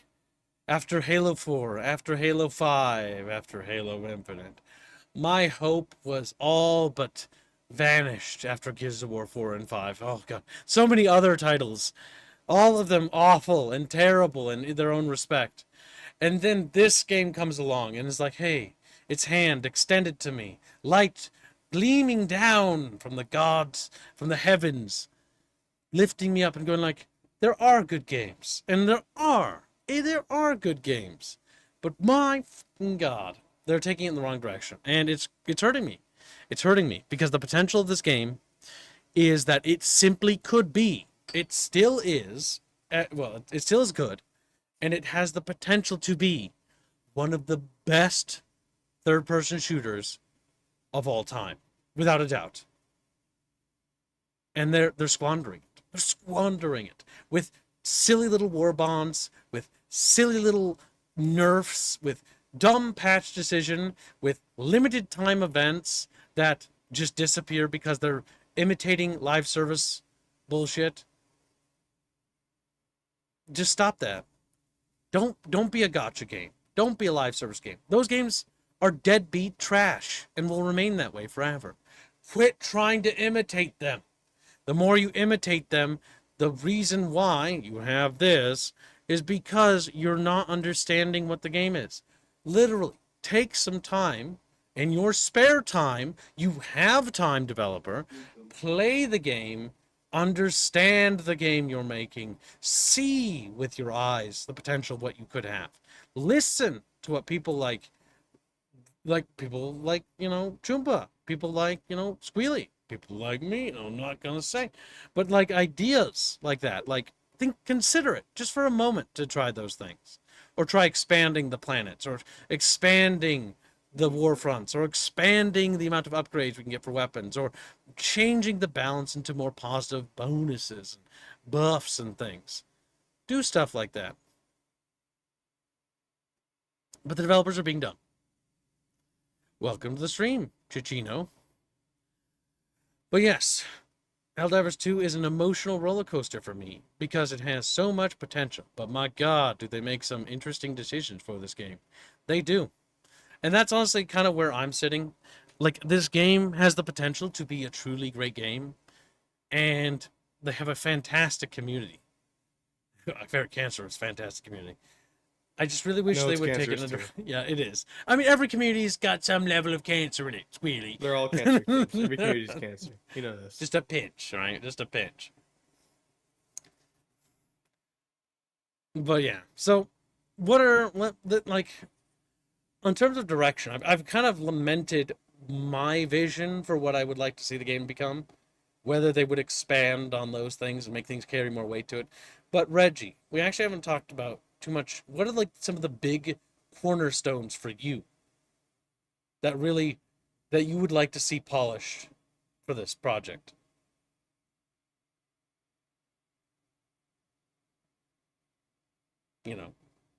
Reggie.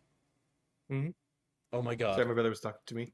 You have failed. You have failed. What? Rapier, shut up, Reggie. What are yours? For new features and polish? Well, just anything. Like, in general. What would be some things that you want to see this game do as a whole? Would definitely like to see us being able to modify our equipment at the very least. Like, just adding that alone would be a huge improvement on the gameplay. Because now, like, oh, this gun that doesn't focus, that doesn't do well, on higher difficulties, well, maybe I can give it some more armor piercing through upgrades, and now it's actually can be useful. Just adding that, a lot of what you're saying, like redoing the just design of the worlds, so like they like have at the very least roads. That'd be great for just immersion. I'm really like how the Terminates are right now. Mhm. Need to tone down the rockets on the automatons a little. Just a little. A little, he says. Just a pinch. Listen, let him say his piece. But yeah, just slight changes and just give us a bit more customization. Like just do that and the game's gonna be great. And just stop focusing on the limited time FOMO content. All good things. Now, Reggie, what are some of the cornerstones that you think for this game that you want to see like built up upon and improved? Add the fucking upgrade system. For one, like add a reason for us to collect these guns and to do something with them, because right now, half of them get outdone by any new weapon or are just carbon copies of each other. Improve mission design. Make levels that are actually levels and not just desolate landscapes with the random side objectives littered throughout the entirety of them. Give us new objectives that will stay in the actual mission cycle. Reduce the amount of blitzes we have to do, because blitzes are awful missions. They're terrible. They're not fun.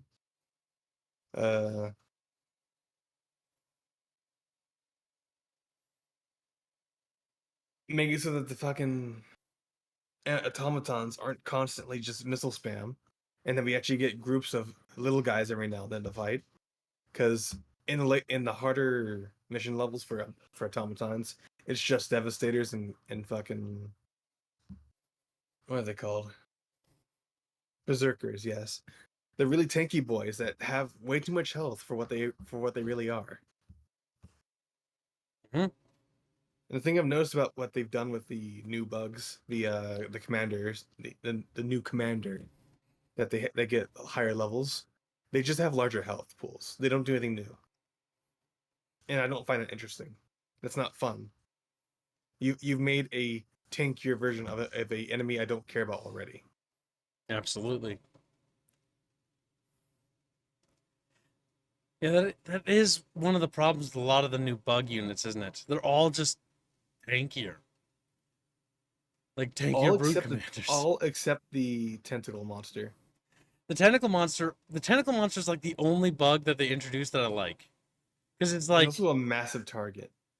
I do like how massive it is, like a big beetle. Like the tentacle bug is cool. That's a great addition. Yes, I think the tentacle bug was a good direction, a good new enemy type. Yeah, they actually did it before already with the bile spewers. The bile spewers are just improved versions of nursing spewers.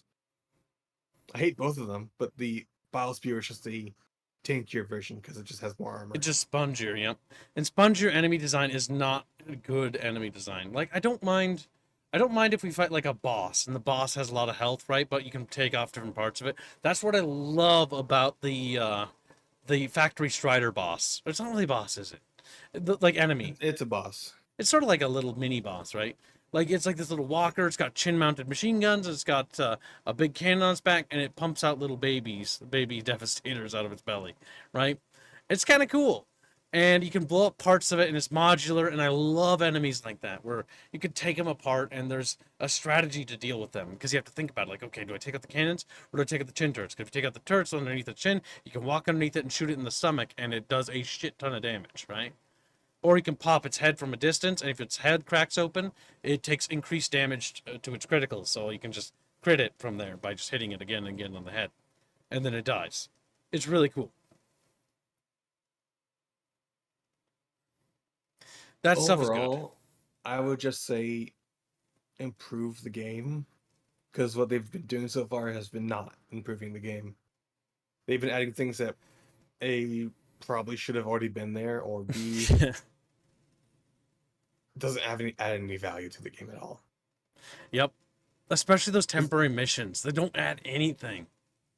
Like, besides, like, story stuff, right? It's like, even the orbital laser cannon thing, like, that mission, I like the idea of that mission, Squealy, but, like, does it really add anything? It's just blow up building. The mission. They don't really do anything, do they? Like, they all feel the same, and Yeah, that's the problem. Exactly. What's the word I'm looking for? I felt like the game got repetitious long ago, long before Kid got the feeling.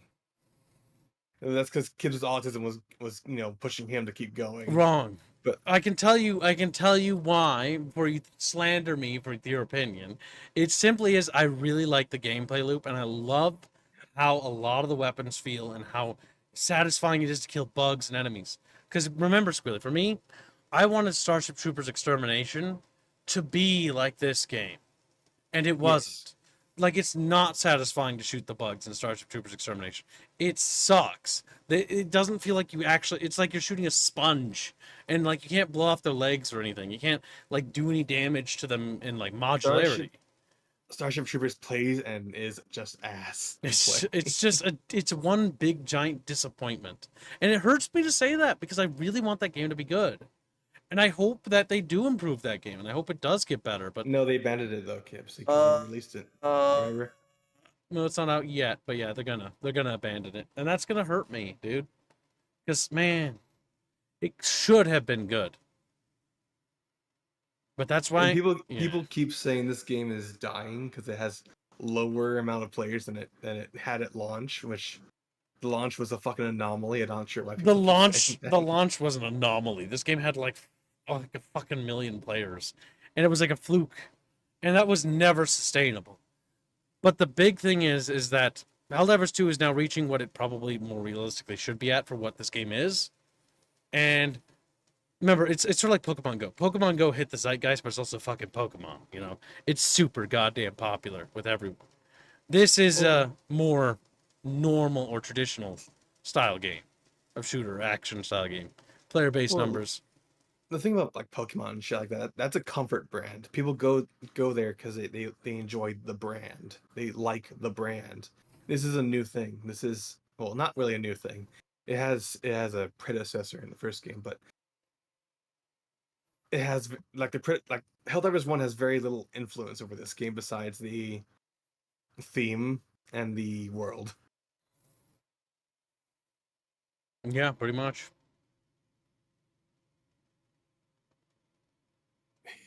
Oh god, Blake, that's cringe. I also remember Blake said.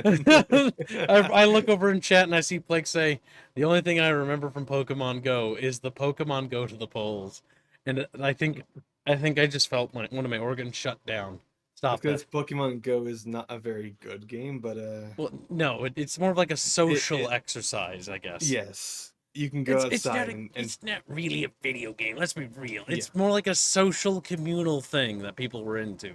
And some people still are. Just not me, because I think it's cringe. The idea of just walking outside and like, I'm catching Pokemons. Like, dude, I think my spine would snap. In the virtual world. I like to be left to my little cave, in my little nerd cave, where I remain alone. Forever sealed away in darkness. Pokemon Go also did just confirm Darwin's theory, though. That's true. It's really there were so many people that got hit by cars because they just weren't paying attention. I gotta get the fucking Pikachu, and Pikachu's like, Pika-Pee, you know, getting him to kill himself. You can just wait a half a second for the cars across the road. Jesus Christ. It's like, I need it now. Fucking Jesus Christ. Okay, there's a doorbell. Sounded almost like my bell. I'm gonna go take care of what I was going on there. Okay, we'll continue. Don't worry. All right. So, Chatfish, my little fat fish.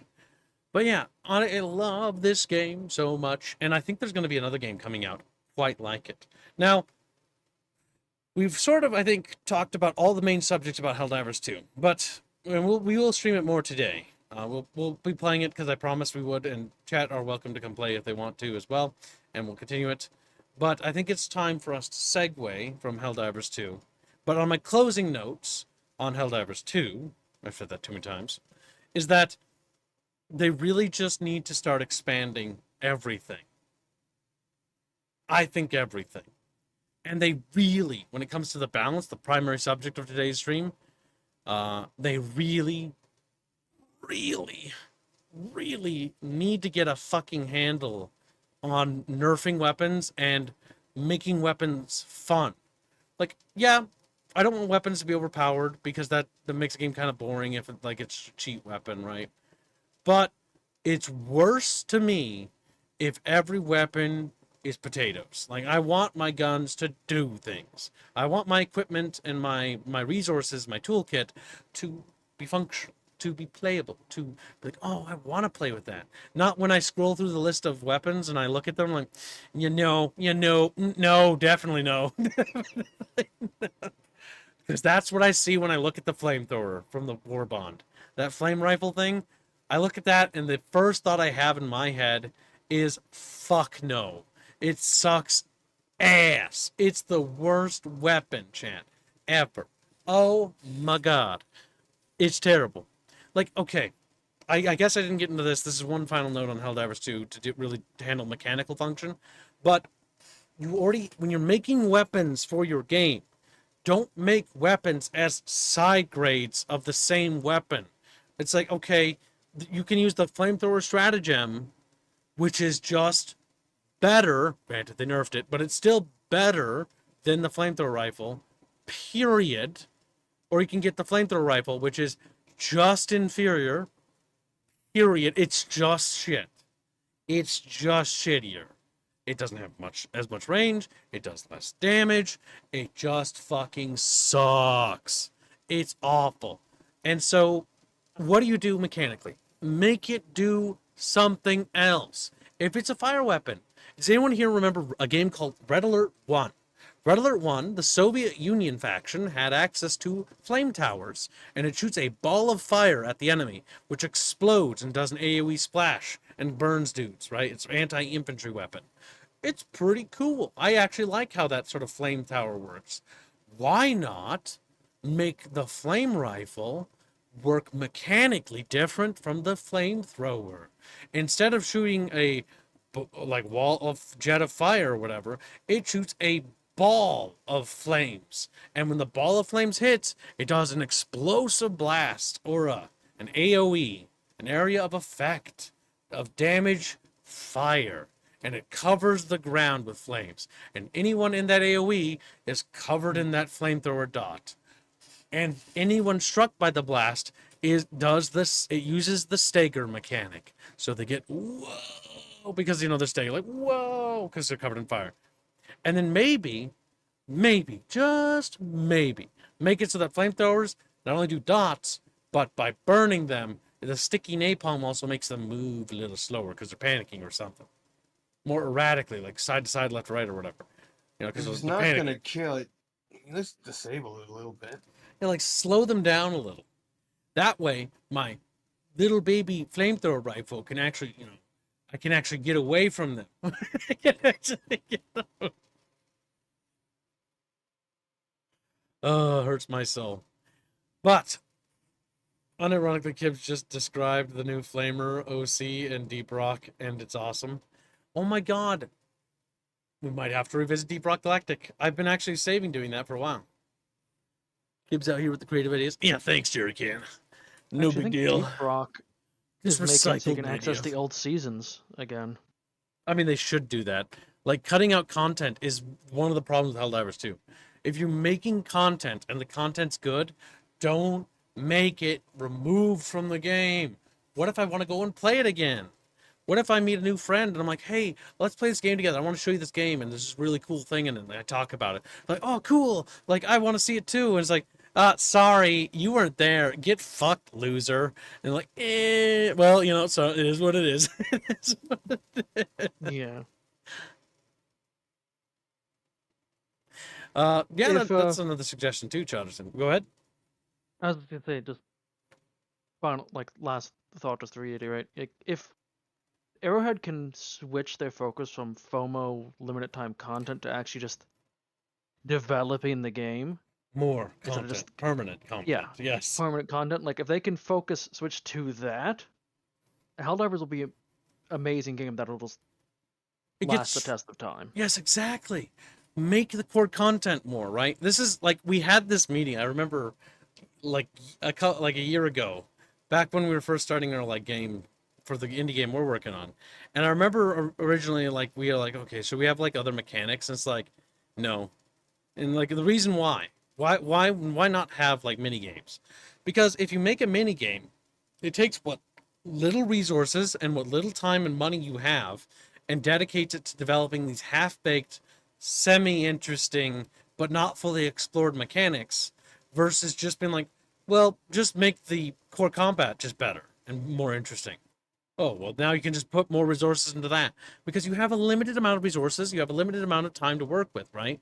So take what limited resources and time you have and dedicate it to where it's the most effective. And where the most effective putting of that resources and time will be for Arrowhead is going to be into the core game. Build up the core game more. Build it up. Make it bigger.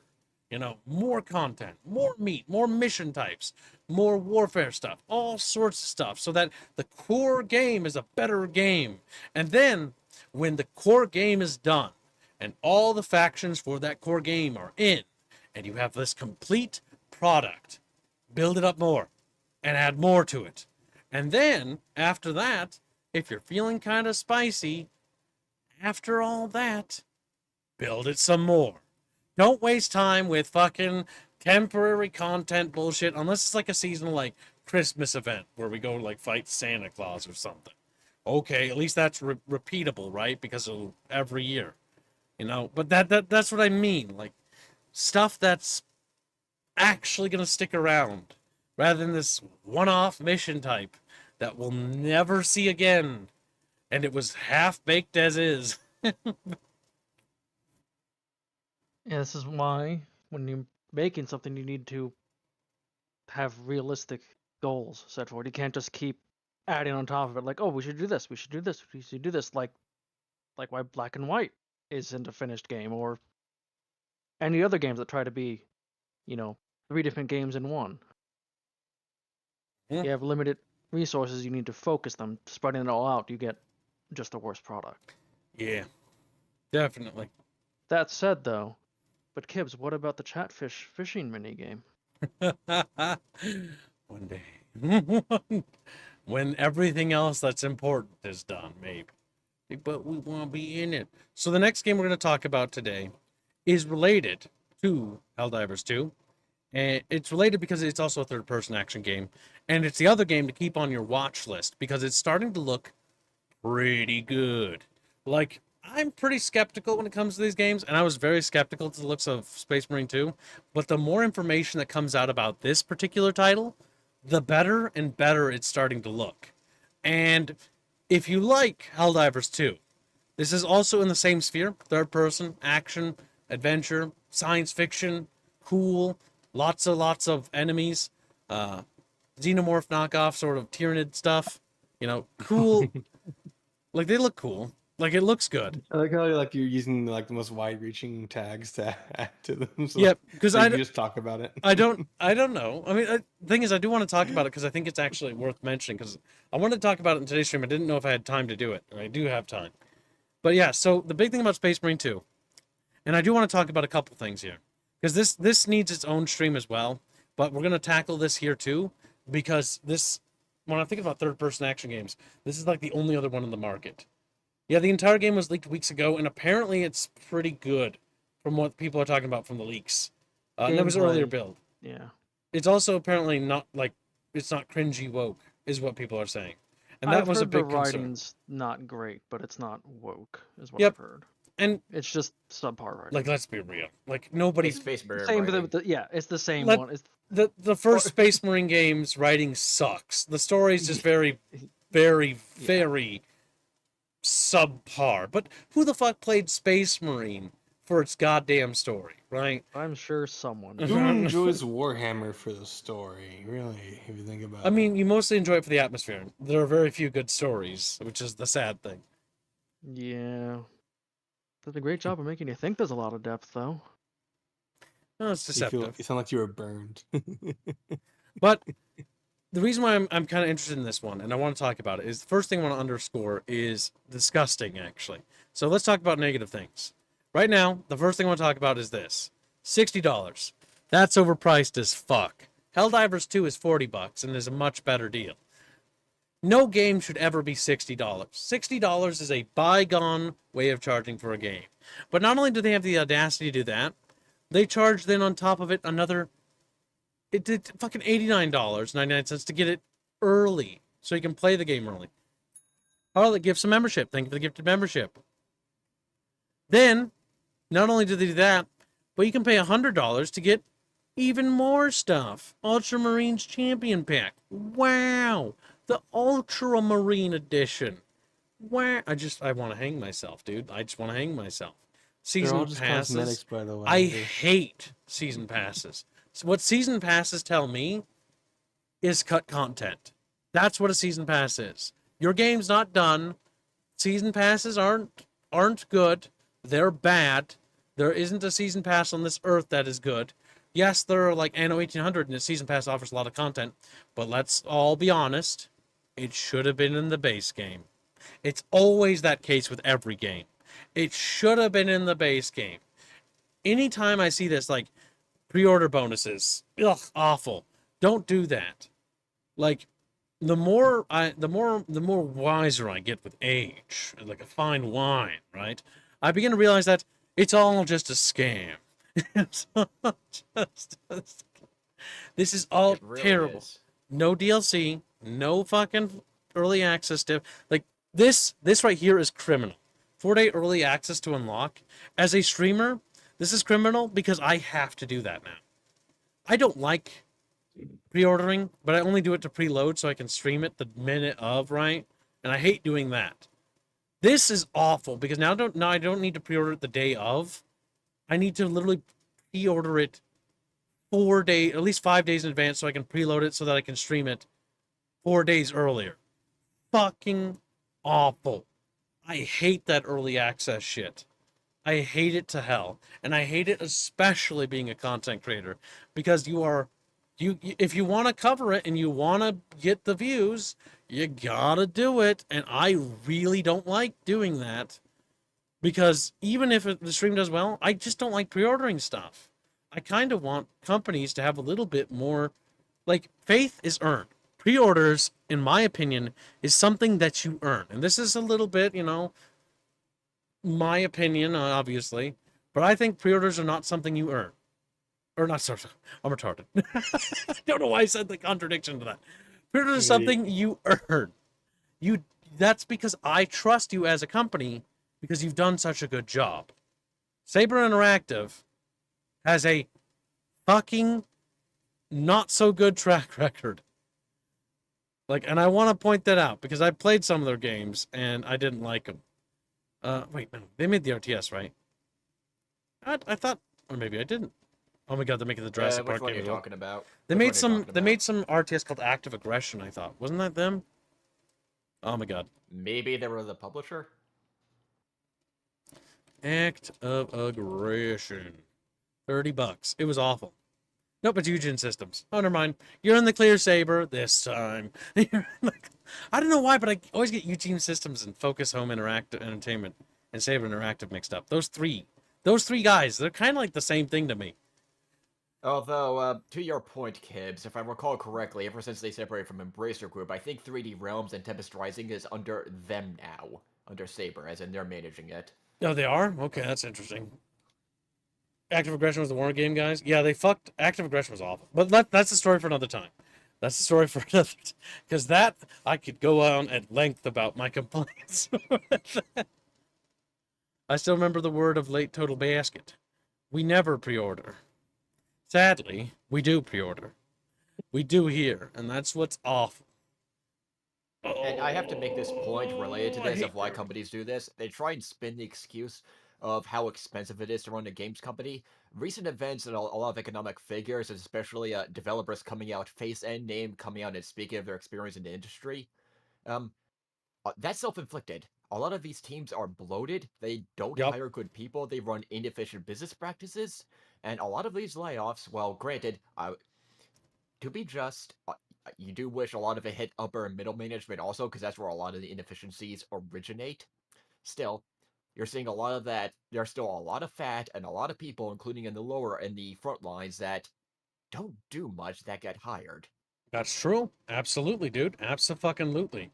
Like when it comes to bloat and incompetence in these studios, from people I've known that worked for big companies and worked for Blizzard or Activision, or even like stories that date back to Interplay, way back when, inefficient management is honestly the biggest reason why these companies don't do well. Having diversity hires and shit like that. I hate bringing that shit up on stream, but it's sadly a problem, and I like to keep our stuff focused on the game industry stuff, but it has infested, and it does actually affect things, so it has to be Or- mentioned. Or to name another non-DEI example, I remember there was a recent person, I can't remember his name, I think he worked in some of the EA and a lot of the sports games, and even on the Command & Conquer team. He mentioned that one of the blowjobs was somebody managing the schedules and the timeline of the team. That should be management's job. You don't need a separate person to hire that, but that's another, what, 70 grand, probably 100 grand with plus benefits flushed down the toilet per team, just to manage the schedules. It's like, so why do you have managers then? Shouldn't they be doing that? And that's just one example in, say, an engineering field. And now throw marketing and stuff like that into this, and yeah. Yep. A lot of bloat. Their mismanagement with their money is not a justification for charging $60 plus 89 plus fucking 99 for your special super duper edition, which just comes with all the cut content. That's all it is. It's just the cut content. That stuff belongs in the game. A season pass is also no excuse. I don't know if you share my sentiments on this. It's okay if you don't, by the way, Fuzzy or everyone else. But I've always viewed season passes as like mandatory cut content. Like it's like, okay, Pretty well, bland, that I should would have put it. that means you plan to cut this out in advance. So your game isn't ready. Like your game should earn expansions. Expansion packs, in my opinion, should be earned, not pre-planned, not cut content. Like even Year's Revenge, and I love Red Alert 2 to death, but Year's Revenge, the story arc with the conclusion about Yuri, what happens over the Allies, like that was cut out for the expansion. Even back then in the 2000s, they were doing stuff like that. And the problem I have with stuff like that is that that kind of stuff feels like it's just like you're cutting out parts of the story, you're cutting out parts of the game because you're only thinking about monetization of that thing rather than the quality of your product, because monetization is earned, right? We stream, and if our content and our streams suck or we do bad, chat don't give us jack shit. Because guess what? We didn't earn it. We fucked up. We didn't do good. We don't get to eat. That's our fault. Boo hoo. Same for these companies. You don't deserve our money. You have to earn our money. You have to earn an expansion. Expansions shouldn't be like a given. Season passes is a bad like idea, because what it means is that they're expected. You are expected to complete this. Paradox is a great sinner in this one. You are expected to wait for us to finish this game. We're going to release Crusader Kings 3 unfinished. Fuck you. We're going to release Hearts of Iron 4 unfinished. Fuck you. We're going to release Victoria 3 unfinished. Fuck you. That's what that is. That is just big fuck yous.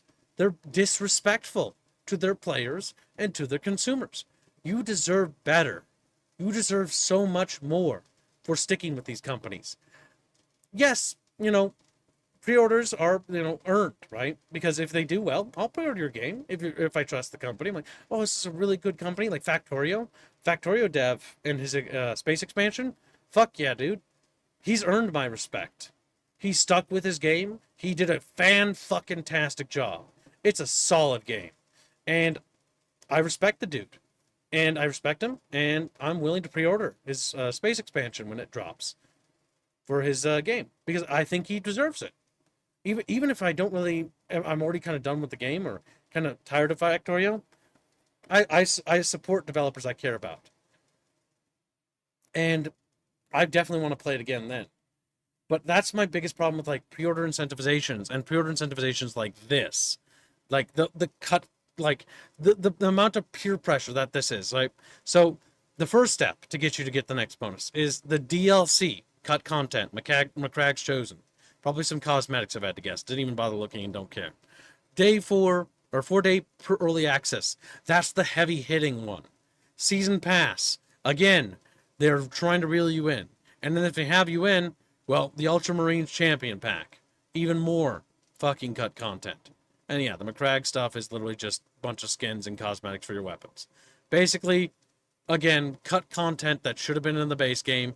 There's no reason to cut it out other than to add pressure and be aggressive towards the players to try to strong arm the player into buying more premium editions of the game.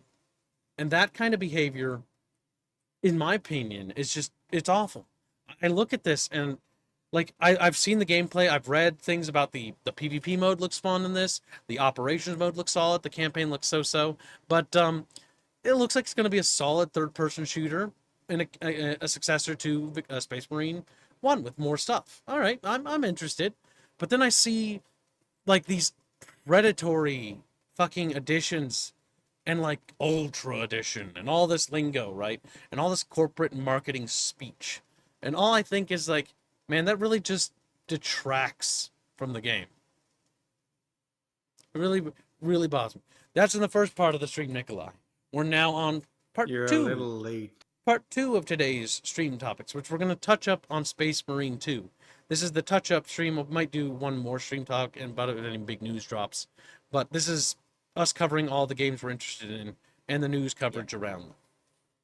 And my problem with a lot of these practices, I'll talk about season passes. The way I view season passes is you're prepaying for content that will come a lot later, that you're not even, depending on the game's performance, one, you don't know if it's even going to come out, so you just forked over $100 possibly for nothing, or two, if it's even going to be good or you even like the game first. Generally, my policy is results first, then I buy. Yeah. And it's resulted in me saving a lot of money over the years. Well, the thing to note about this is that developers as a whole have stopped really putting out demos. Yes. And demos are how you fucking knew if you actually wanted to buy the game or not. Mm-hmm. Now, we could get in. We could get a little bit into demos because demos in the industry were abandoned for a couple of reasons. Some games, like Spec Ops Line, would release demos that were really bad demos and did not actually demonstrate the strengths of the game and what the game was actually about. Which Spec Ops Line's gameplay is not what you buy the game for. It's got a fun little story about like, you know, the horrors of war and like that, and it's kind of cool. It's a neat little refreshing exercise in third-person shooters, but it's not amazing, but it's interesting, right? But the demo doesn't demonstrate this at all. And so when people play some demos, like that demo, more notorious, is they get a very bad impression of the game. Demos are a risk, right? It's like when you make a game. We talk about this in dev meetings when we're working on our game, but we call it the 15-minute hook in the industry. The 15-minute hook is basically the 15 minutes you have to hook your audience to your game, to your movie, to your story. Because people will start tuning out from the minute you show them the cover of the game. Because, yes, we all talk about never judging a book by its cover. However, very few of us have the strength of will to actually follow through this belief. And it's sad, but that's just the reality of the business, right? You look at a cover, and it looks weird, and you're like, I don't know. And then you read like the back of it, and the synopsis fucks up or doesn't quite capture you, and it's over. They've lost you as a customer. You're gone. You're out the door. And that's something you have to be careful of. Once you look at this game, right, they're already losing people. From the minute I open up the store page, they've lost people at this screen here. Right here, just looking at that. They're going to lose more people that boot up the game. They're going to lose more people from the first 15 minutes of the game if the first 15 minutes don't grab them right away. That's why your 15-minute hook is essential, because once you hook them, then they're invested. Now, some games front-load content, and this is also a bad thing, heavy front-loaded hooks, or worse, demos that are front-loaded, meaning the demo is the best part of the game, and the rest of the game is all subpar or not as good as that. And I will quote something. Destiny 2. Destiny 2. Okay. Yeah. Oh god, I yeah. was actually I going to know point out that's, Halo 1. Halo 1's demo is unironically the best part of Halo 1, and every other mission is not nearly as good as that mission. And what's the Halo 1 demo mission, you ask? It's the Silent Cartographer, the best mission in the game. But every other mission doesn't come close. They're all fun, but they're not nearly as good as that mission. It's a I know risk. with demos, one problem why, at least into vertical slices, I know Kibbs hates that term, but I have to bring it up. I is hate that you. You're taking a lot of dev time, important dev time, as at this stage you're deep in development, you want to focus on the game. You're taking all that time focusing on trying to creating essentially a marketing product that takes resources away from the game. And when you have strict deadlines, as is the nature of the industry, a lot of publishers and companies don't like moving them. You're That's more probably better off focusing on the deadline and getting the game polished than the demo. And unless you say are operationally effective, that demo is going to be a hindrance, or that vertical slice to show, say, Coffee Aliens, Colonial Marines, or Cyberpunk. The showing off that kind of prepared marketing gameplay ends up hurting the development. That's true. However, the ideal when it comes to demos is that you're showing a piece of the game. Yep. You're not supposed to necessarily make Yes. one good level and then make that the entire Yep. demo. That was me using an example of old games, because in every Poorly performing demos. Yep, every era, this always happens, right? Every era, we do remember the past more positively than it was, but there were certain things that were better, right? Like Red Faction 2's demo. Red Faction 2's demo is another one that heavy loads the destructibility in the first level, and then as you play it, there's a significantly less the further you get in. And the game's quality deteriorates quite a bit as well. This happens a lot in these sort of games. And that can happen, right? Now, idealistically, when it comes to demos, in my opinion, are net good usually, and developers should do them. The reason why is because it puts faith in your game, and you put faith in your audience. I intend to have a demo for our stuff, but the thing is, and maybe some developers disagree, and other indies might disagree, but I think that you should really be able to put faith in your product. I know what we're working on is good, right? So I am more than willing to let people try it, because I think if they try it, they'll be hooked and they'll be mine forever, right? That's the way a lot of developers should look at it. Space Marine 2 should have a demo. Just like Helldivers 2 should have a demo. Like a trial account or whatever, to try some missions or whatever. They should, unironically. I think that would be a good thing. Let people try it. See if they like it. Hell, see if they can even run the damn thing, right? Because some people can't, because they don't have the rig to do it. And why not let them see if they can run the game first, so that way they can better spend their money or choose to save, at the very least. And allowing people to try the game to see if they like it is another way to be like, it's a way to show respect to the players. Hey, you want to try my game? And they try it and like, it wasn't really for me. All right. No hard feelings. But you know what? That person might have a friend where he's like, hey, Midnight Motorcyclist, maybe I know you're way more into RPGs, or you're really into action adventure style games. There's this game called Space Marine 2, and that is exactly what you're looking for, I think. Or maybe this is a good gift for a friend. You can still get sales from it by having faith in your consumers, by having faith in your audience, by having faith in your fandom. You just need to believe in them, and you need to have respect for them and not abuse them like this. Respect for audience is non-existent these days. Not always. There are some, but sadly, when it comes to certain corporations and companies, that can happen. Like we talked about earlier on the stream with the Games Lab. Games Lab, oh god, this just makes me sad to bring it up. That's the former Darth Mod people, right? The ones Yep. that made Darth Mod. Ultimate Admiral Dreadnoughts. There's a post in here, and it's just, it makes me sad, guys. This is the kind of behavior you don't want to see. And where is it? Yeah, here it is. Okay, so quickly before we read that post, and this is talking about respect for your audience and respect for your fandom.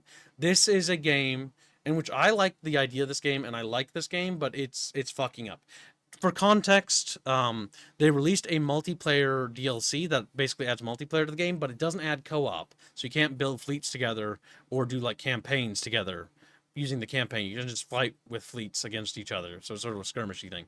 And they made that a paid DLC, and people were not very happy nor receptive to this, and they voiced their complaints and were very, very vocal about it. However, the developer has sort of developed an anti-player, anti-community bias, and this is dangerous. I'm going to read what he wrote, and everyone just listen and then let me know what you think is happening here, because I'm curious to see what others think, but I have my own thing, but here we go.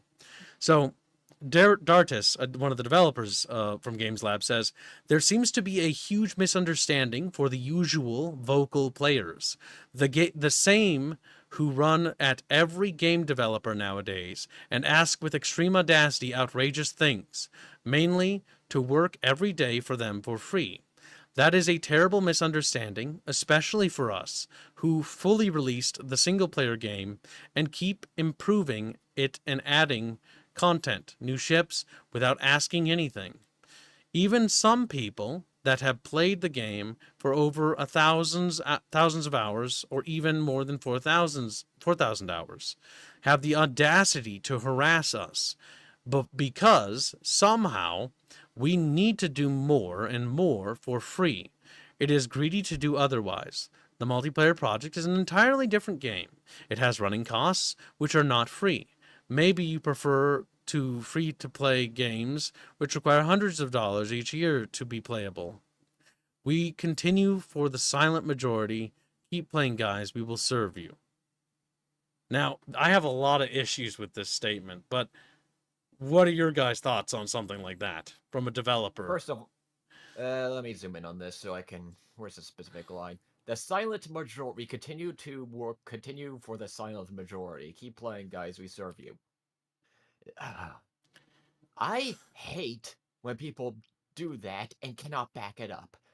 What facts or evidence does he have that there's a silent majority in your community? This is a niche product. You don't have a lot of players on this. Yes, and what's really funny is the word silent majority would imply that people are... Check Community Hub. That's where you get player count. I know, but like not even that. But just look at the feedback and reviews. 24% positive, right? Let's check the base game. What's the majority say? 43%. It's on a downward shift. This is a case in point when there's a disconnect between the developer and the players, and this is sad to see. Honestly, it makes me sad. Mostly because it's when the developer gets so consumed with insecurity or hatred or just, fear that they let that consume them to the point where they're blinded. And they're blinded to feedback and they lose touch with reality. It is very clear that the actual fandom of this game, Ultimate Admiral Dreadnoughts, has made a disconnect with the actual developers. And because there's a disconnect there, they now think that there's a silent majority that's actually in favor of these changes or this DLC or this cut content or whatever you want to call it, right? When in actuality, they aren't. And the reality is that they've deluded themselves into believing that most people just don't say anything. Well, yes, most people don't say anything. This is true. Most chatfish, like most of you guys, aren't typing. Some of you will never type, even if I point out that you're not typing. And Filthy lurkers. And you know what? You don't have to, right? It's your choice. But the big thing to take away from this is that you can generally gauge your audience by those who are talking, because it is a percentage of that audience, a slice of that audience, a vertical slice, if you will, that is actually giving you feedback, right? I can generally tell that my chat is pretty happy. They're wiggling around, happy little bucket fish that they are. They are enjoying the conversation. At least I hope so, based on the feedback I'm getting and from you guys typing. I take one, well, yeah, pretty much. Speaking of the Chatfish, Possums gave 5 memberships, and Spider $1. I work crazy hours. I don't have spare time to invest in a game that only gets fun after 30 hours. Starfield. Starfield Starfield doesn't never get gets fun. fun. I don't believe that it gets Starfield. fun at all, actually. Yeah, I don't Yeah. believe that gets fun. I've asked Bucky because Bucky played the fuck out of Starfield, and I asked him, is it good? And he's like, I don't know. He says, Okay, he hasn't played the Artemis is- game. He fucking grinded up levels and just fucked around for hours. Yeah, Yeah. steer back You on didn't play the Ultimate game. Admiral. I have to go off a point Kibbs made that developers, and I've been seeing this more and more these days. Creative Assembly is another one I've seen this similar behavior of. They act like they're owed the fan base's money. Oh, You're a Creative business. Assembly, yes. Yeah. They don't understand. You're trying to sell me a product. I have Like, to willingly give we you my already money. have your support. Just put it towards this specifically. Just fucking Like, give me what? your money already. I And love when while they do that. Creative Assembly has a to be uncharitable fanboy fan base that looks to be cracking, Ultimate Admiral Dreadnought is has a lot smaller fan base, or the Ultimate series. They can't afford to piss off their core fan base, and they don't understand that if they don't want to give them their money, well, not that many people need to be convinced. Yep. That whole message smacks of it. We're not on the wrong. We know, like, what? Don't you guys have phones? Yeah. Thing. fucking Literally, Diablo we know folks, we know what you want. And Yes. Yes. we are entitled to charging for this content. It's like we are the high noble artists that know better, and we preach to you what you want and where the market goes. Where it's not that you need to convince you need to give us our money. You need to give us your money. Can I pinpoint one thing that I didn't notice you guys saying? Like maybe it's because I am poor, but like chatfishes. Like when people talk about money, normally is when the masks drop, like in these types of corporations, right? And if you notice, they were like, "Oh, we are doing this for free, and we are like having a cost for it." Like, no, We're updating no your one- game for no, free. Okay, so yeah. hold on, let me add some context here, because No. If It's just for. I do need to add Okay. context. So when they said that, it's ironic that they say that, because Ultimate Admiral Dreadnought is actually incomplete, and it launched, and this is from a developer who before wasn't wanting to patch it and only started patching it because people were upset and were vocal about being upset that the game was being abandoned. There are no submarines in Ultimate Admiral Dreadnought. There are no aircraft carriers. It doesn't have like a lot of things that naval warfare has. Yes, it is about dreadnoughts. Yes, it has dreadnoughts, pre-dreadnoughts, and it has battleships and fast battleships. All right, and cruisers and destroyers and all those things, right? But it does not have aircraft carriers. It does not have anti-air. So when you're building your ships in that game, when you're customizing them, putting cannons on them and cool things, right? You're able to put cannons on the spots where anti-aircraft guns were, because that's what those turret sections were for on the upper parts of the Citadel. They were for little tiny guns that were supposed to shoot down little planes that were trying to bomb them. There are no planes. There is no submarines. There's so many things that are missing from this game that it would actually need to be complete to begin with, and then they released it. Then they have the audacity to add the multiplayer thing, but then not include it to the base game when they should be repairing relations. You gotta understand that the Games Labs fans, this isn't the first time they've done this to one of the games. One of their game, I forget what it's called, but it's about you play as a Native American tribe, and you play as a chieftain, I know which one. and you have to basically fight the Europeans that are slowly colonizing the territory. And it's actually really cool as an idea. You have to like disrupt their logistics and prevent them from civilizing the land, because if they do that, This they land, get. this land is my land. Yep. It's a you really, say, like, it's a really cool concept where you actually get to play as a Native American, and you have to you can try to be peaceful, or you can try to like fight against it. And it's a really cool idea because you never see games about that perspective in history. And I would love to see a game actually be good. But the issue is it was not finished and they left it abandoned. This land is our land, yes, or my land, or something like that. That was what it was called. It was a really, really novel idea for a game, and they abandoned it. So Games Lab has a history of doing this. They also have a history of anti-player bias. That's why I use them a lot for my references, for anti-player biases, because it's one of the indies that's very much anti-player.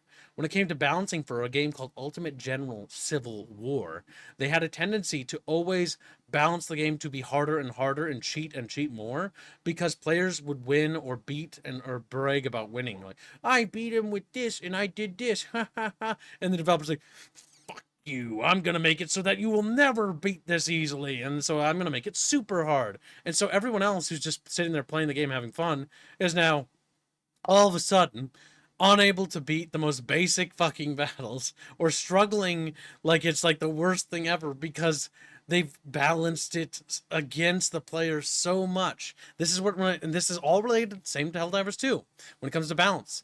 That's why I use them as an example, because Games Lab is the slippery slope.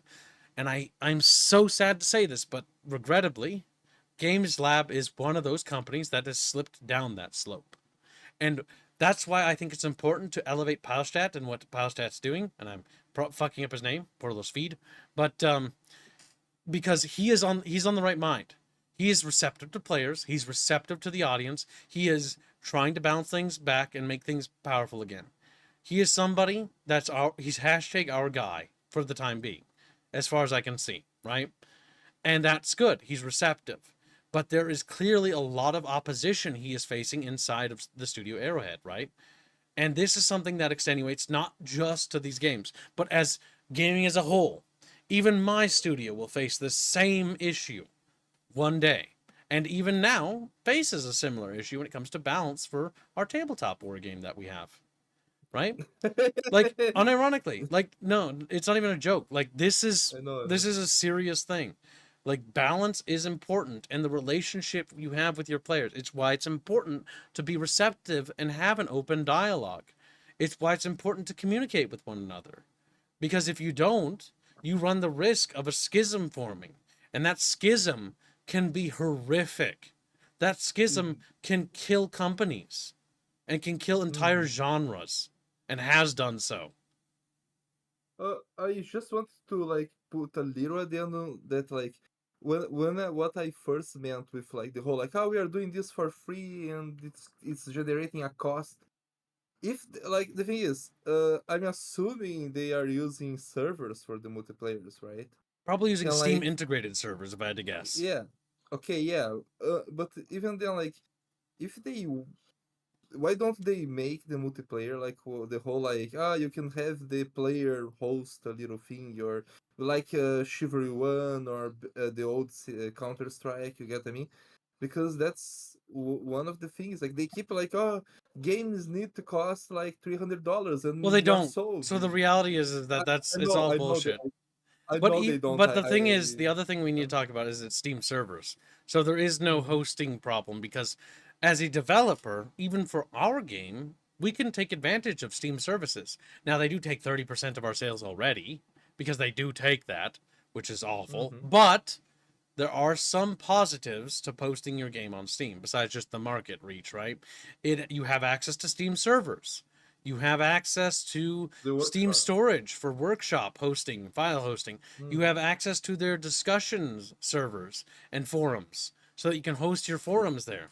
You have access to achievements. You have access to the community hub, where people and your players and community can upload pictures and fan art of the games and experiences they're having and share them with the community as a whole. You have access to all these tools. And a lot of developers don't know how to make use of that, despite the fact that Steam just offers it as part of the deal of using Steam, which is very nice, by the way. Like, if I was to do a multiplayer game, hell yeah, I'd take advantage of the Steam server stuff. Are you fucking kidding me? Fucking be dumb not to. Unless I had like my own private servers and we had things perfectly situated. But as it stands now, definitely take advantage of that. Yeah, easy. Right? Cloud storage for save files? Of course.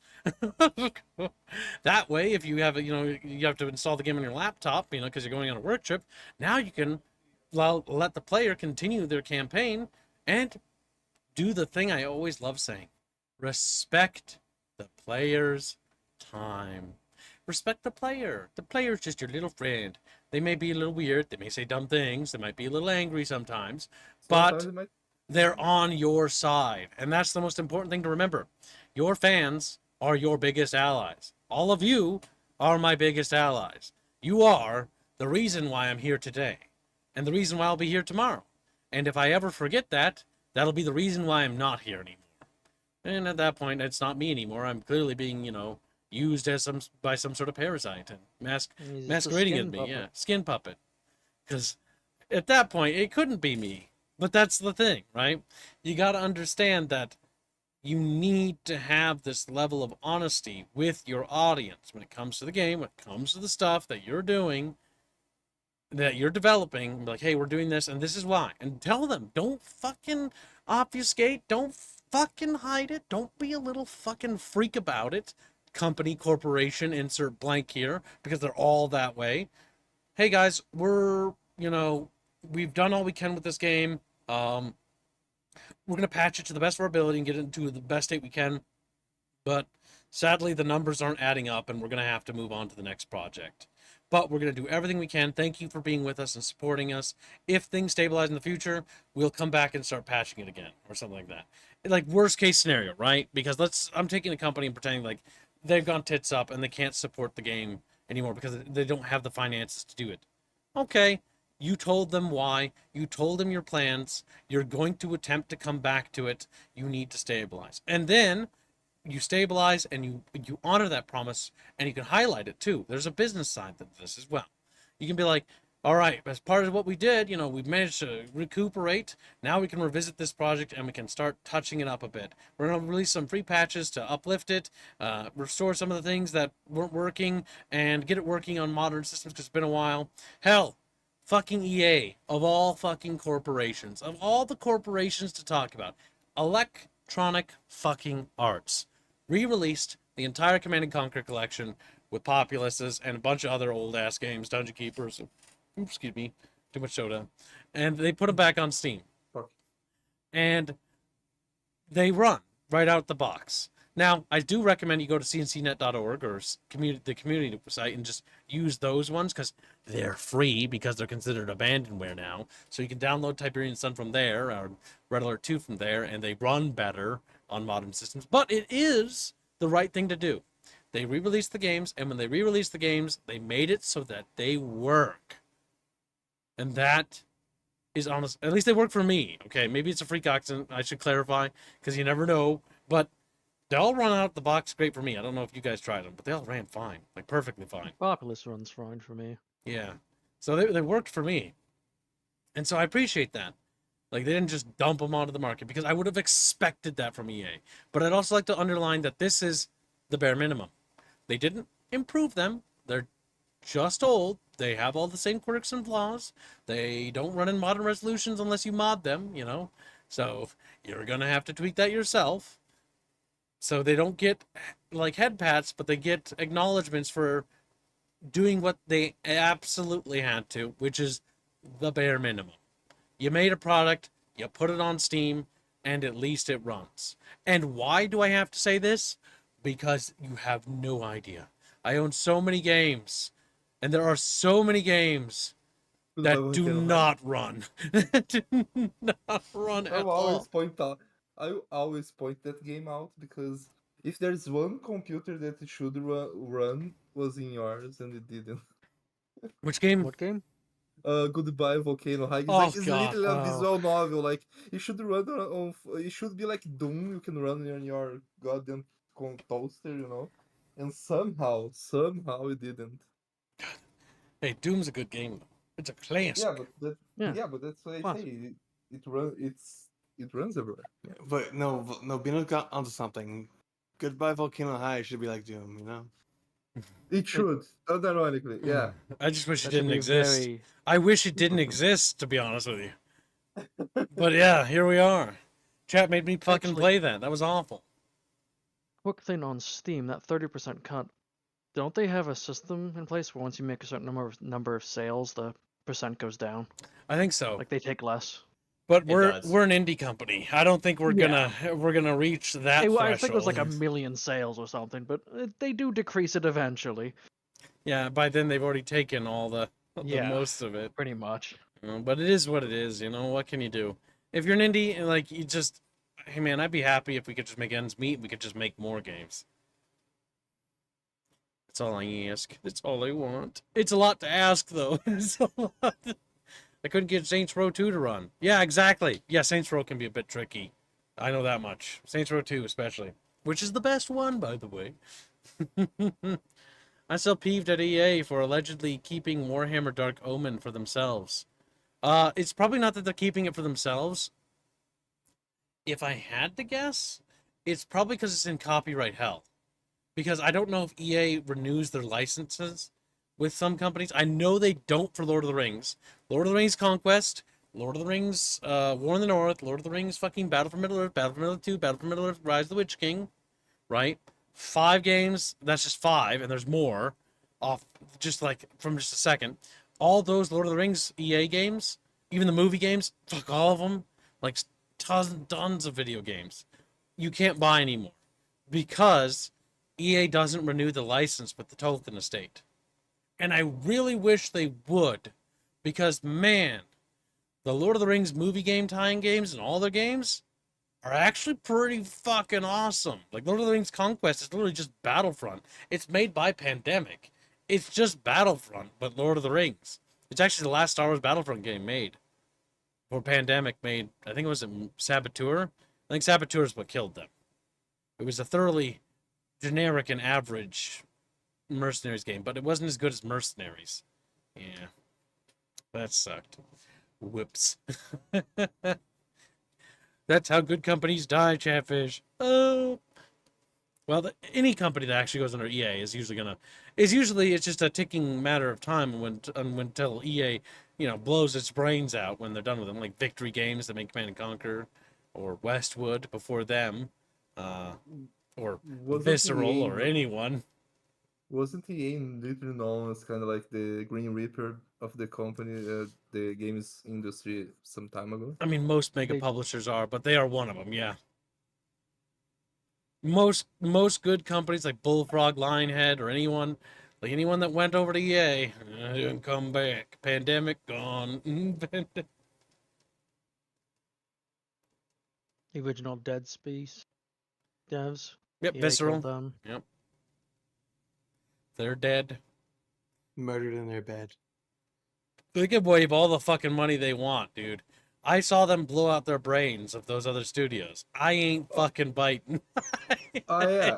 Speaking of that, like I was going to mention real quick, like you shouldn't buy Chatfish because like I've seen a lot of like indie projects. Like it's not even a publisher like that. Sometimes like it's like for even cartoons or comic books, right?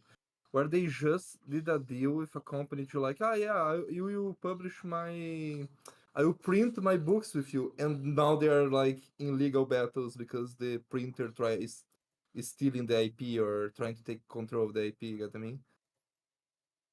Because it's always a risk you have when you do that kind of stuff. Just pay your subscription to use your printer.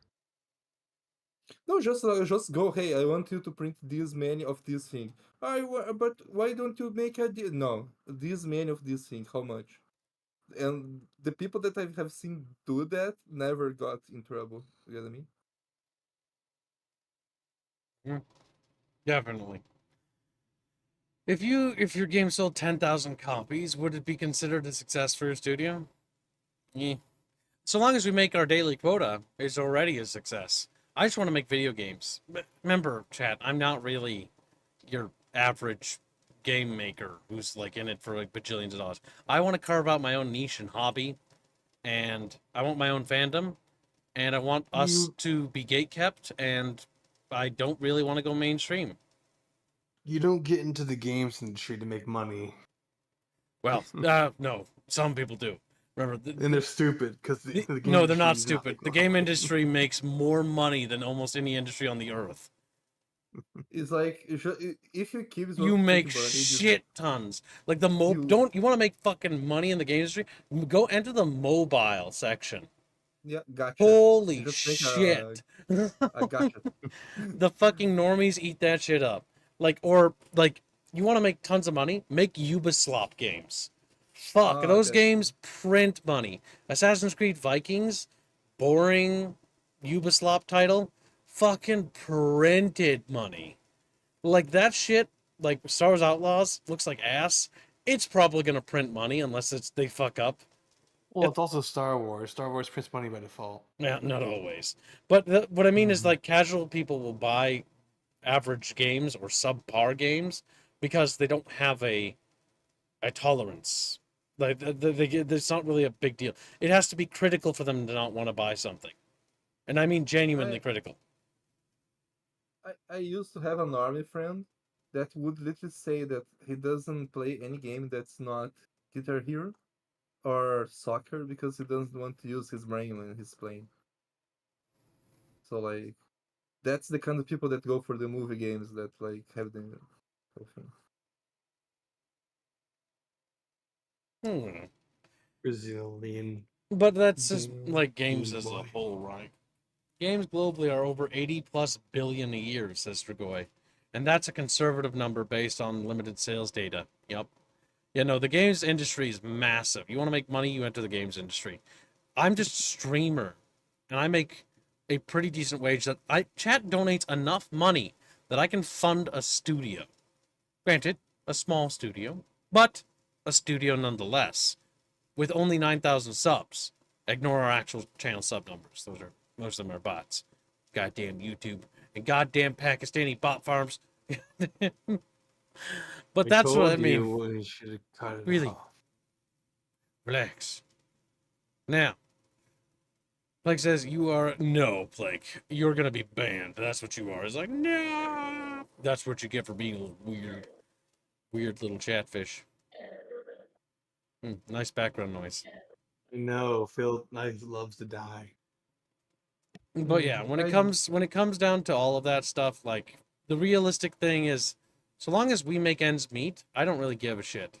I'm probably just gonna keep making our setting and our stuff forever, and we're gonna carve out our own hobby and niche like we already have, and we're just gonna grow it and stay small. Hopefully, God's willing. Stay gate kept. In 70 years after Kib has passed away, right? His And next there will of kin only is be going. Bino. Yeah, his next of kin is going to make like Gacha of Terrestrial, Legends of Celeste or something, right? And then like Kib is going to rise from the grave. Well, hold on a sec, Bino. I thought you were gonna marry Kib and then you'd inherit it. I'm not You'd sure take if it I'm in the going to marriage. live. And no, it would be Terrestrial Heroes if they're gonna name a gacha game. Yeah, that's a good that's a good gacha slot game, yeah. That's terrible. Yeah, I did my homework. Yeah. All right, and Bino, I- this isn't related to stream, is it? Yeah, it is related. Oh, is it? Okay, well, let's hear it. Yeah. I did my homework and I brought hey, Bridezilla and Bingo. He's changing the subject. gift- Thank you for the gift of membership. Now membership, answer the yeah. question. I did my homework and I brought a topic for discussion. It's a quick one, but I brought one. Oh my god, Yeah, let's hear it. let me post on chat. Basic chat. Remember when I'm gonna cover my like screen and open it. all these companies they don't hire people like Bafios or Robert or like they don't want Bafios. people like So where are you our posting this, viewers or you Bino? on the thing. Yeah, they're like especially Bino, for where? when doing design doing this stream. Oh my god, Bino, you're taking forever. Bino, fuck. Like and they post women like That's this, hideous. right, chat? Yeah, and they say, if you don't like the people that we like, I hired my cousin to do this. If you don't like what my cousin did, you are all these insults. You know, they insult like it ties in with the disrespecting the customer base, right? Jesus. And then look, and then they complain. You know, one thing that I get very mad is because they call America like the racismos, you know, the racists, and I don't think America is that. And then look at what like Korea did, and everyone that's called quote unquote racist likes it. You know. Oh, that. Yeah, I Yeah. forgot about that. So it's almost as if like if you make. He made another image, Kibo. What? Another I image in posted, streamer. I posted Another Bino image? Damn. Yeah. More horny bait. Of course it's Bino. but it's But like look at that butt. chat. Like don't they keep telling that you guys don't like this and this and that because you're the races or some stuff like that, and it's all like a way to disrespect Here, let's customers just because they want to slice it. hire their friends. You know, they want like to hire their friend or family to do a shitty job, and they don't like it when people complain about it. Like, but like no one's complaining about this. Everyone is happy. The only people complaining are the crazy people, right? More gold, Yeah, Your so this is Majesty. my Like, control your horniness, goddammit. goddamn Blake. You're Since making my since point better. Bino brought this Oh, up, the chocolate cake. Okay. I was looking at another game while we were talking about third-person action games and stuff. I didn't bring it up because I looked into it a bit more, but since he brought this up, I figure I'll go find it again quick. It's a game called Fellowship that's looking to be a multiplayer co-op dungeon crawler, like dungeon and raids like from MMOs, but that's the sole focus of the game. Post it. Now, slave. Yep. But it But yeah, chat. this is case in point of, again, I don't think, see, besides gamers just using racial slurs as like memes and stuff, and the odd occasional actual person who's genuinely racist, which is honestly a rarity, but like the racism is not an issue. It's a nothing burger. Because I swear to God, you show the right image and people will be like, "Oh my God, brown woman." You show the left image and I'm like, ugly. Like my first thought is not actually even remotely on the race of either of these characters. My first thought is that the left one is ugly as fuck. Yeah, that's That's kind of the whole that's thing. that's the But, only thing I can think of like right away. but that you don't. That's kind of the reason that they always make these characters not white most of the time.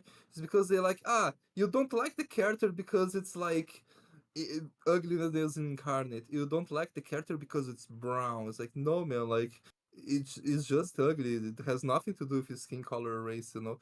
And that's why I have been saying for years that like people, even in games they like, people have been like, there's a little trailer. Finish your point, Bino.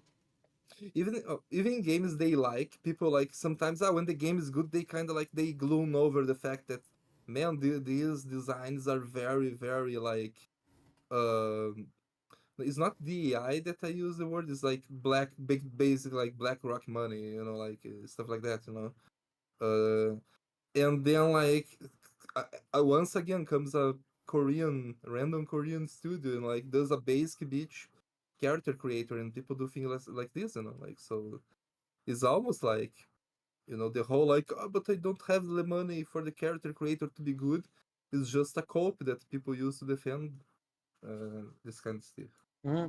Yeah. Now, what is this game, Chuba? You More want to talk about? gold, Your Majesty. It was just looking like it's trying to capitalize. It was, the reason I didn't bring up was because it looked mediocre to me in the end, but it's another upcoming co-op third-person game that's supposed to be focusing on dungeons and whatnot, kind of MMO style. It looks like an MMO game. Yes, but it's just dungeons. You just cut out everything else but the dungeon part of the game. Yeah. I mean, that could be interesting. Not a big fan of the art style because it's very but WoW. It's not even very WoW. It's very Sea of Thieves. WoW is a different. WoW is very Sims 3. It's very WoW as I remember how it looked. That HUD is very WoW though. Yeah, the HUD is WoW, yeah. But I remembered new it WoW HUD, and when with Bino's thing because the one developer coming up reminded me of the character that Bino was showing. Calco donated $1. Those curves give me jungle fever, and they're all. You know, Calco, sometimes I feel like I should just put you in a vice and keep squeezing it until you die. Well, the thing is, on theory, a dedicated PvE dungeon crawler could be really fun if the bosses and the enemies and the levels and the mechanics are, oh god, What the Get that off the Nope. screen. Shut up! Get Shut that up! off the Shut the fuck up! screen. Don't you any of you give me a strike. I don't know what I'm looking at. I just know that. Shut up! Don't say anything. I'm laughing at your reaction. Because I you like guys are gonna your get me in trouble with reaction. YouTube. Shut the fuck up! No, Shut no. the fuck. Oh my god! Well, my perspective of this opinion has now diminished quite a bit. But we don't talk about it, chat. Shh. Chat. Nobody get in trouble. I don't know. Oh, it's back. Let's just not look at that. What's his Let's opinion, like? That is why I decided not to bring it up originally. Oh my god! Because I started looking in, Rapier. and it looks Listen, like it's gonna be. Maybe it was a joke, ideology you know. Maybe fighting. it was an accident, you know. Maybe it was just maybe he just fell into. Oh, I mean, Or they. she? Oh no, Them? no! Don't get in trouble, YouTube. No, Maybe YouTube. they them could be very they them based, you know, like we never know. Oh, they them, you know, they them. All right, so we're gonna not talk about this game ever again. So Yeah, back to the like- better image. There we go. At least No, it, not this oh, one. don't say it. I almost said it. No, I almost said at least No, this is a I- woman, but that could have got me in trouble. Just wait. But then Kib said it anyway. Look at that. yeah. Now look at this. Rusty Ruh has been a member for 20 months. Kibs, why? I don't know. See, Ask Chumba. He's on the thing is, that explains the bad art style. Okay. There's always a commonality. The concept sounds interesting, but I am immediately concerned by. There's some red flags with the game. There are. I mean, I'd still be interested in trying it because, in theory, that's actually quite cool.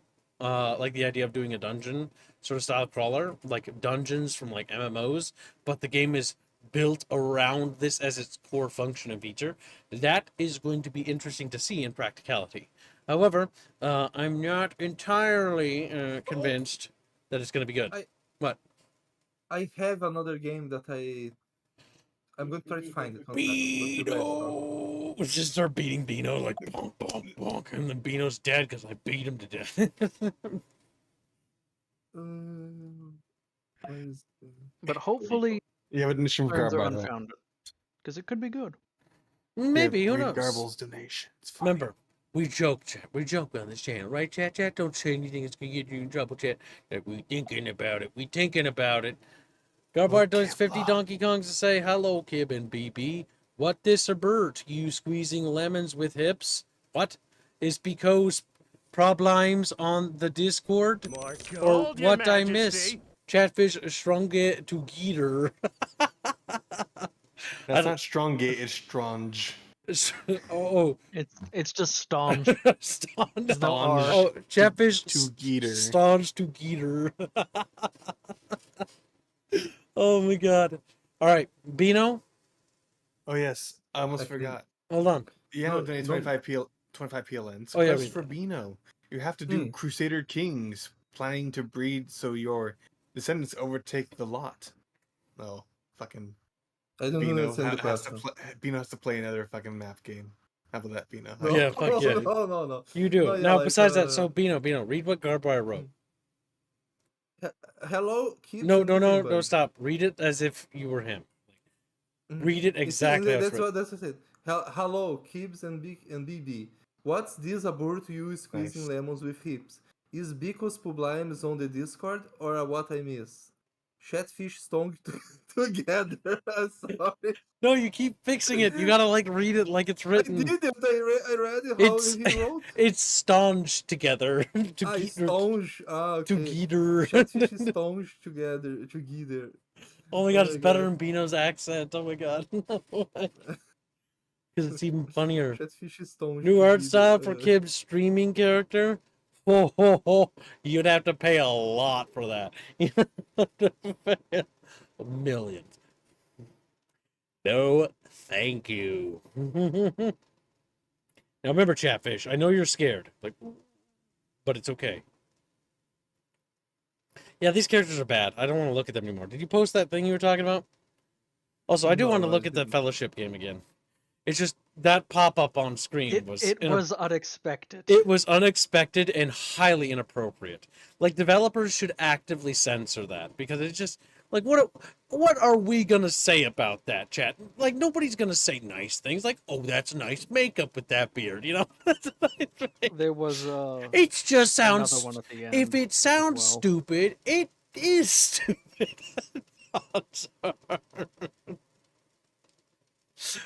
Like, it looks neat. The art style is really bad, though. Like, really bad. Like, that's just not good. That's just that looks like Sea of Thieves, and Sea of Thieves has a really bad like art style, but it has really good looking water for some reason. Yeah, Sea of Thieves does boats and water good. Everything else is trash. And it- A lot yeah, of Going the character ships is models are fun. not the best. we gonna say redacted and redacted and redacted. Yeah, pretty much. Redacted. Only Kib Sheiks are. See, I have to. I'm very proud of you, Chatfish. You restrained yourself very well, like good little fish. You're like, we didn't say anything to get Kib and Chubba. Says, Unlike Bino. yeah, and Kib, because I technically did a naughty too, but not as bad as Bino. really? No, I Showing didn't do again. Control anything. yourself. But I didn't do anything. Don't defend yourself, Bino. You know the rules. Damn. You know the rules. Damn. Damn. No, don't play the video, please. No. Okay. Yeah, then I can't seem to find the game that I You're kept supposed to being prepare it for stream, you little What's it It's because called? I don't remember the name. That's the issue. I have been bombarded on YouTube a few months ago, and they stopped all of a sudden. It was like What's- a game. It was like a game in development. It was like a 2D pixel. It was pixels, right? It was 2D, and it was like Diablo, like like it had like character classes and everything. It looked and it had multiplayer. That's why I wanted to bring it up, but like I keep it not finding the game, and for some reason it got deleted from my What history. would be close to the name?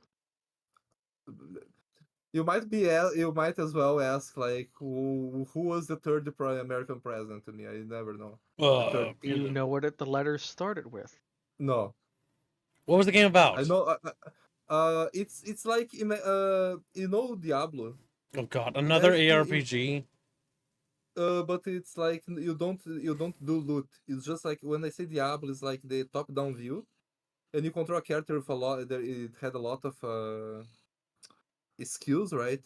And I watched the little gameplay. It was like it was very interesting because they were fighting the enemies and like using the skills to dodge attacks and stuff like that.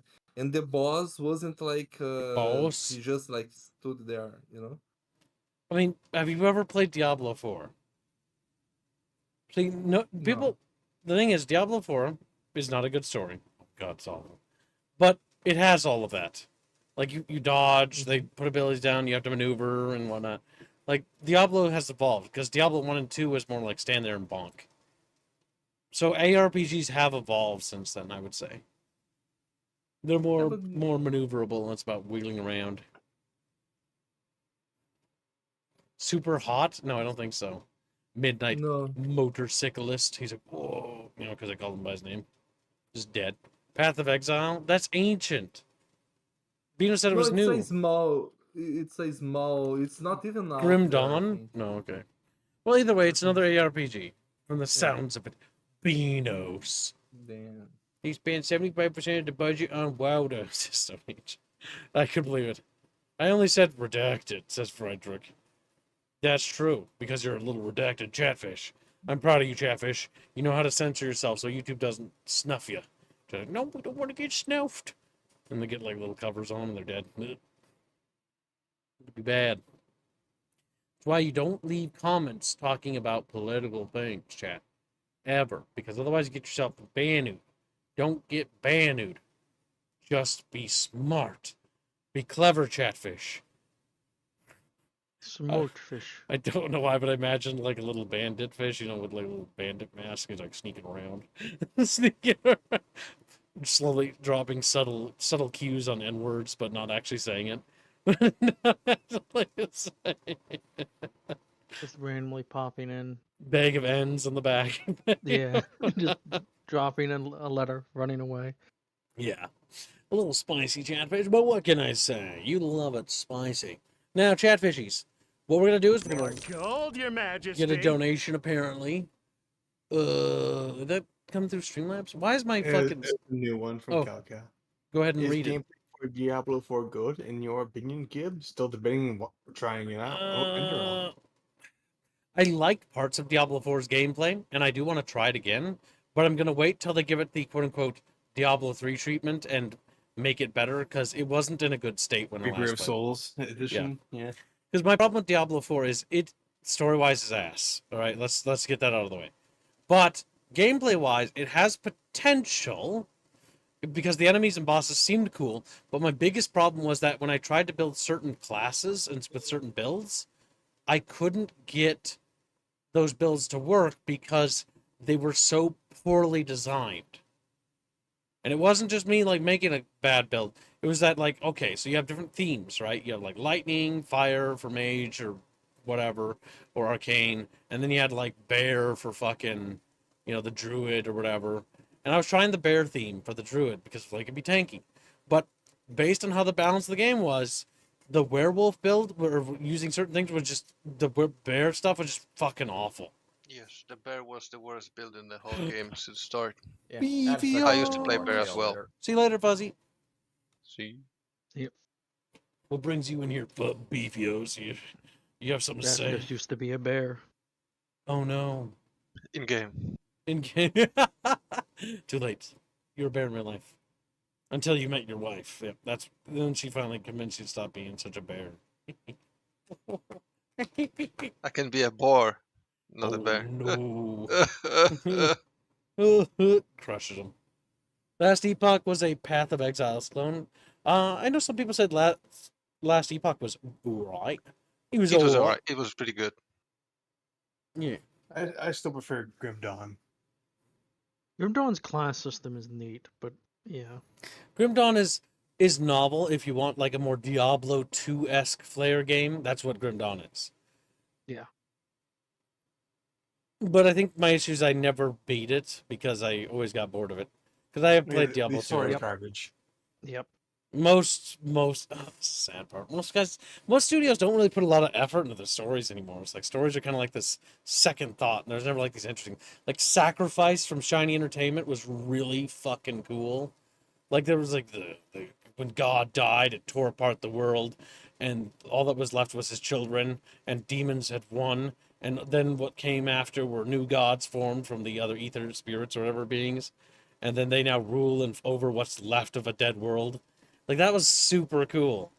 But like then you get like games where it's just like, so like there's a bad guy and he's like bad and stuff, and you need to stop him because he's bad. And you're the chosen one. And you're the chosen one. And then the bad guy, and maybe if you're getting like a twist at the end because they're trying to be a little spicy, like he's bad guy used to be a good guy, but now he's bad because he's bad now. It's like, It okay. turns out the good guys were the bad guys. That can be done cleverly. Like Overlord did it all right, even for a satirical game. Well, in Overlord, you played the good guy. Yeah, you were the hero who was supposed to beat the bad guy, killing all your compatriots who were terrible people that were corrupted. And that was a comedy game. It wasn't even that good of a story. That's the worst part. Lord of Opossum gifts 5 memberships. Thank you for the gift of memberships. Do not forget we That have would an be active Compresso. bounty on Presso. You have to, wow. The elusive pal.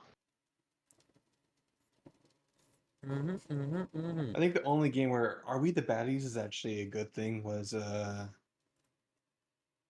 Prototype 1, unironically. Like, am I causing more problems? Yes, you are. Yeah.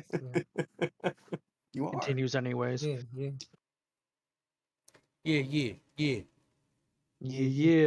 Yeah. You have to have less energy in it. Yeah. Was he the you real don't want to- hero all along, Kibbs? Maybe. I think this seems stray a bit from the Helldivers. Not necessarily. Bunchcast goes over all the topics of video game news of the week, as well as interesting, exciting upcoming things. Our primary topic was Helldivers 2 Balance, and then we segue into the next topic. I can't really fit all the topics on the cover of the thumbnail, so yeah. It's only room for like one thing, so I normally pick like the first or the biggest topic of the stream, then we do the biggest topic first, then we segue into the subtopics. As well as Just put all the topics on. it Make would a complete mess. it would of have been a thumbnail. bit convoluted. Be like Helldivers 2, fucking Space Marine 2, fucking balance versus and like anti-player biases that are tangentially related with Ultimate Admiral Dreadnoughts, indie news, like it's Just layer it all on top of each other. It'll look great. Chatfishes are little guys that are little dudes. Does anyone have any other further topics to add to today's stream, though? Because I have completed mine for sure. No, I've inflicted enough pain. You did with that beard. God damn I it. watched more of the trailer and it got worse. By the way, There's an inverse one. What do you mean inverse one? The Yeah. opposite. as in it's no, I we can't say. There you go. What do you mean it's inverse? I don't. If you heard the voice. Oh no. Make sure to sign up for our closed alpha starting really soon. Chat, don't say a word. Don't say a word.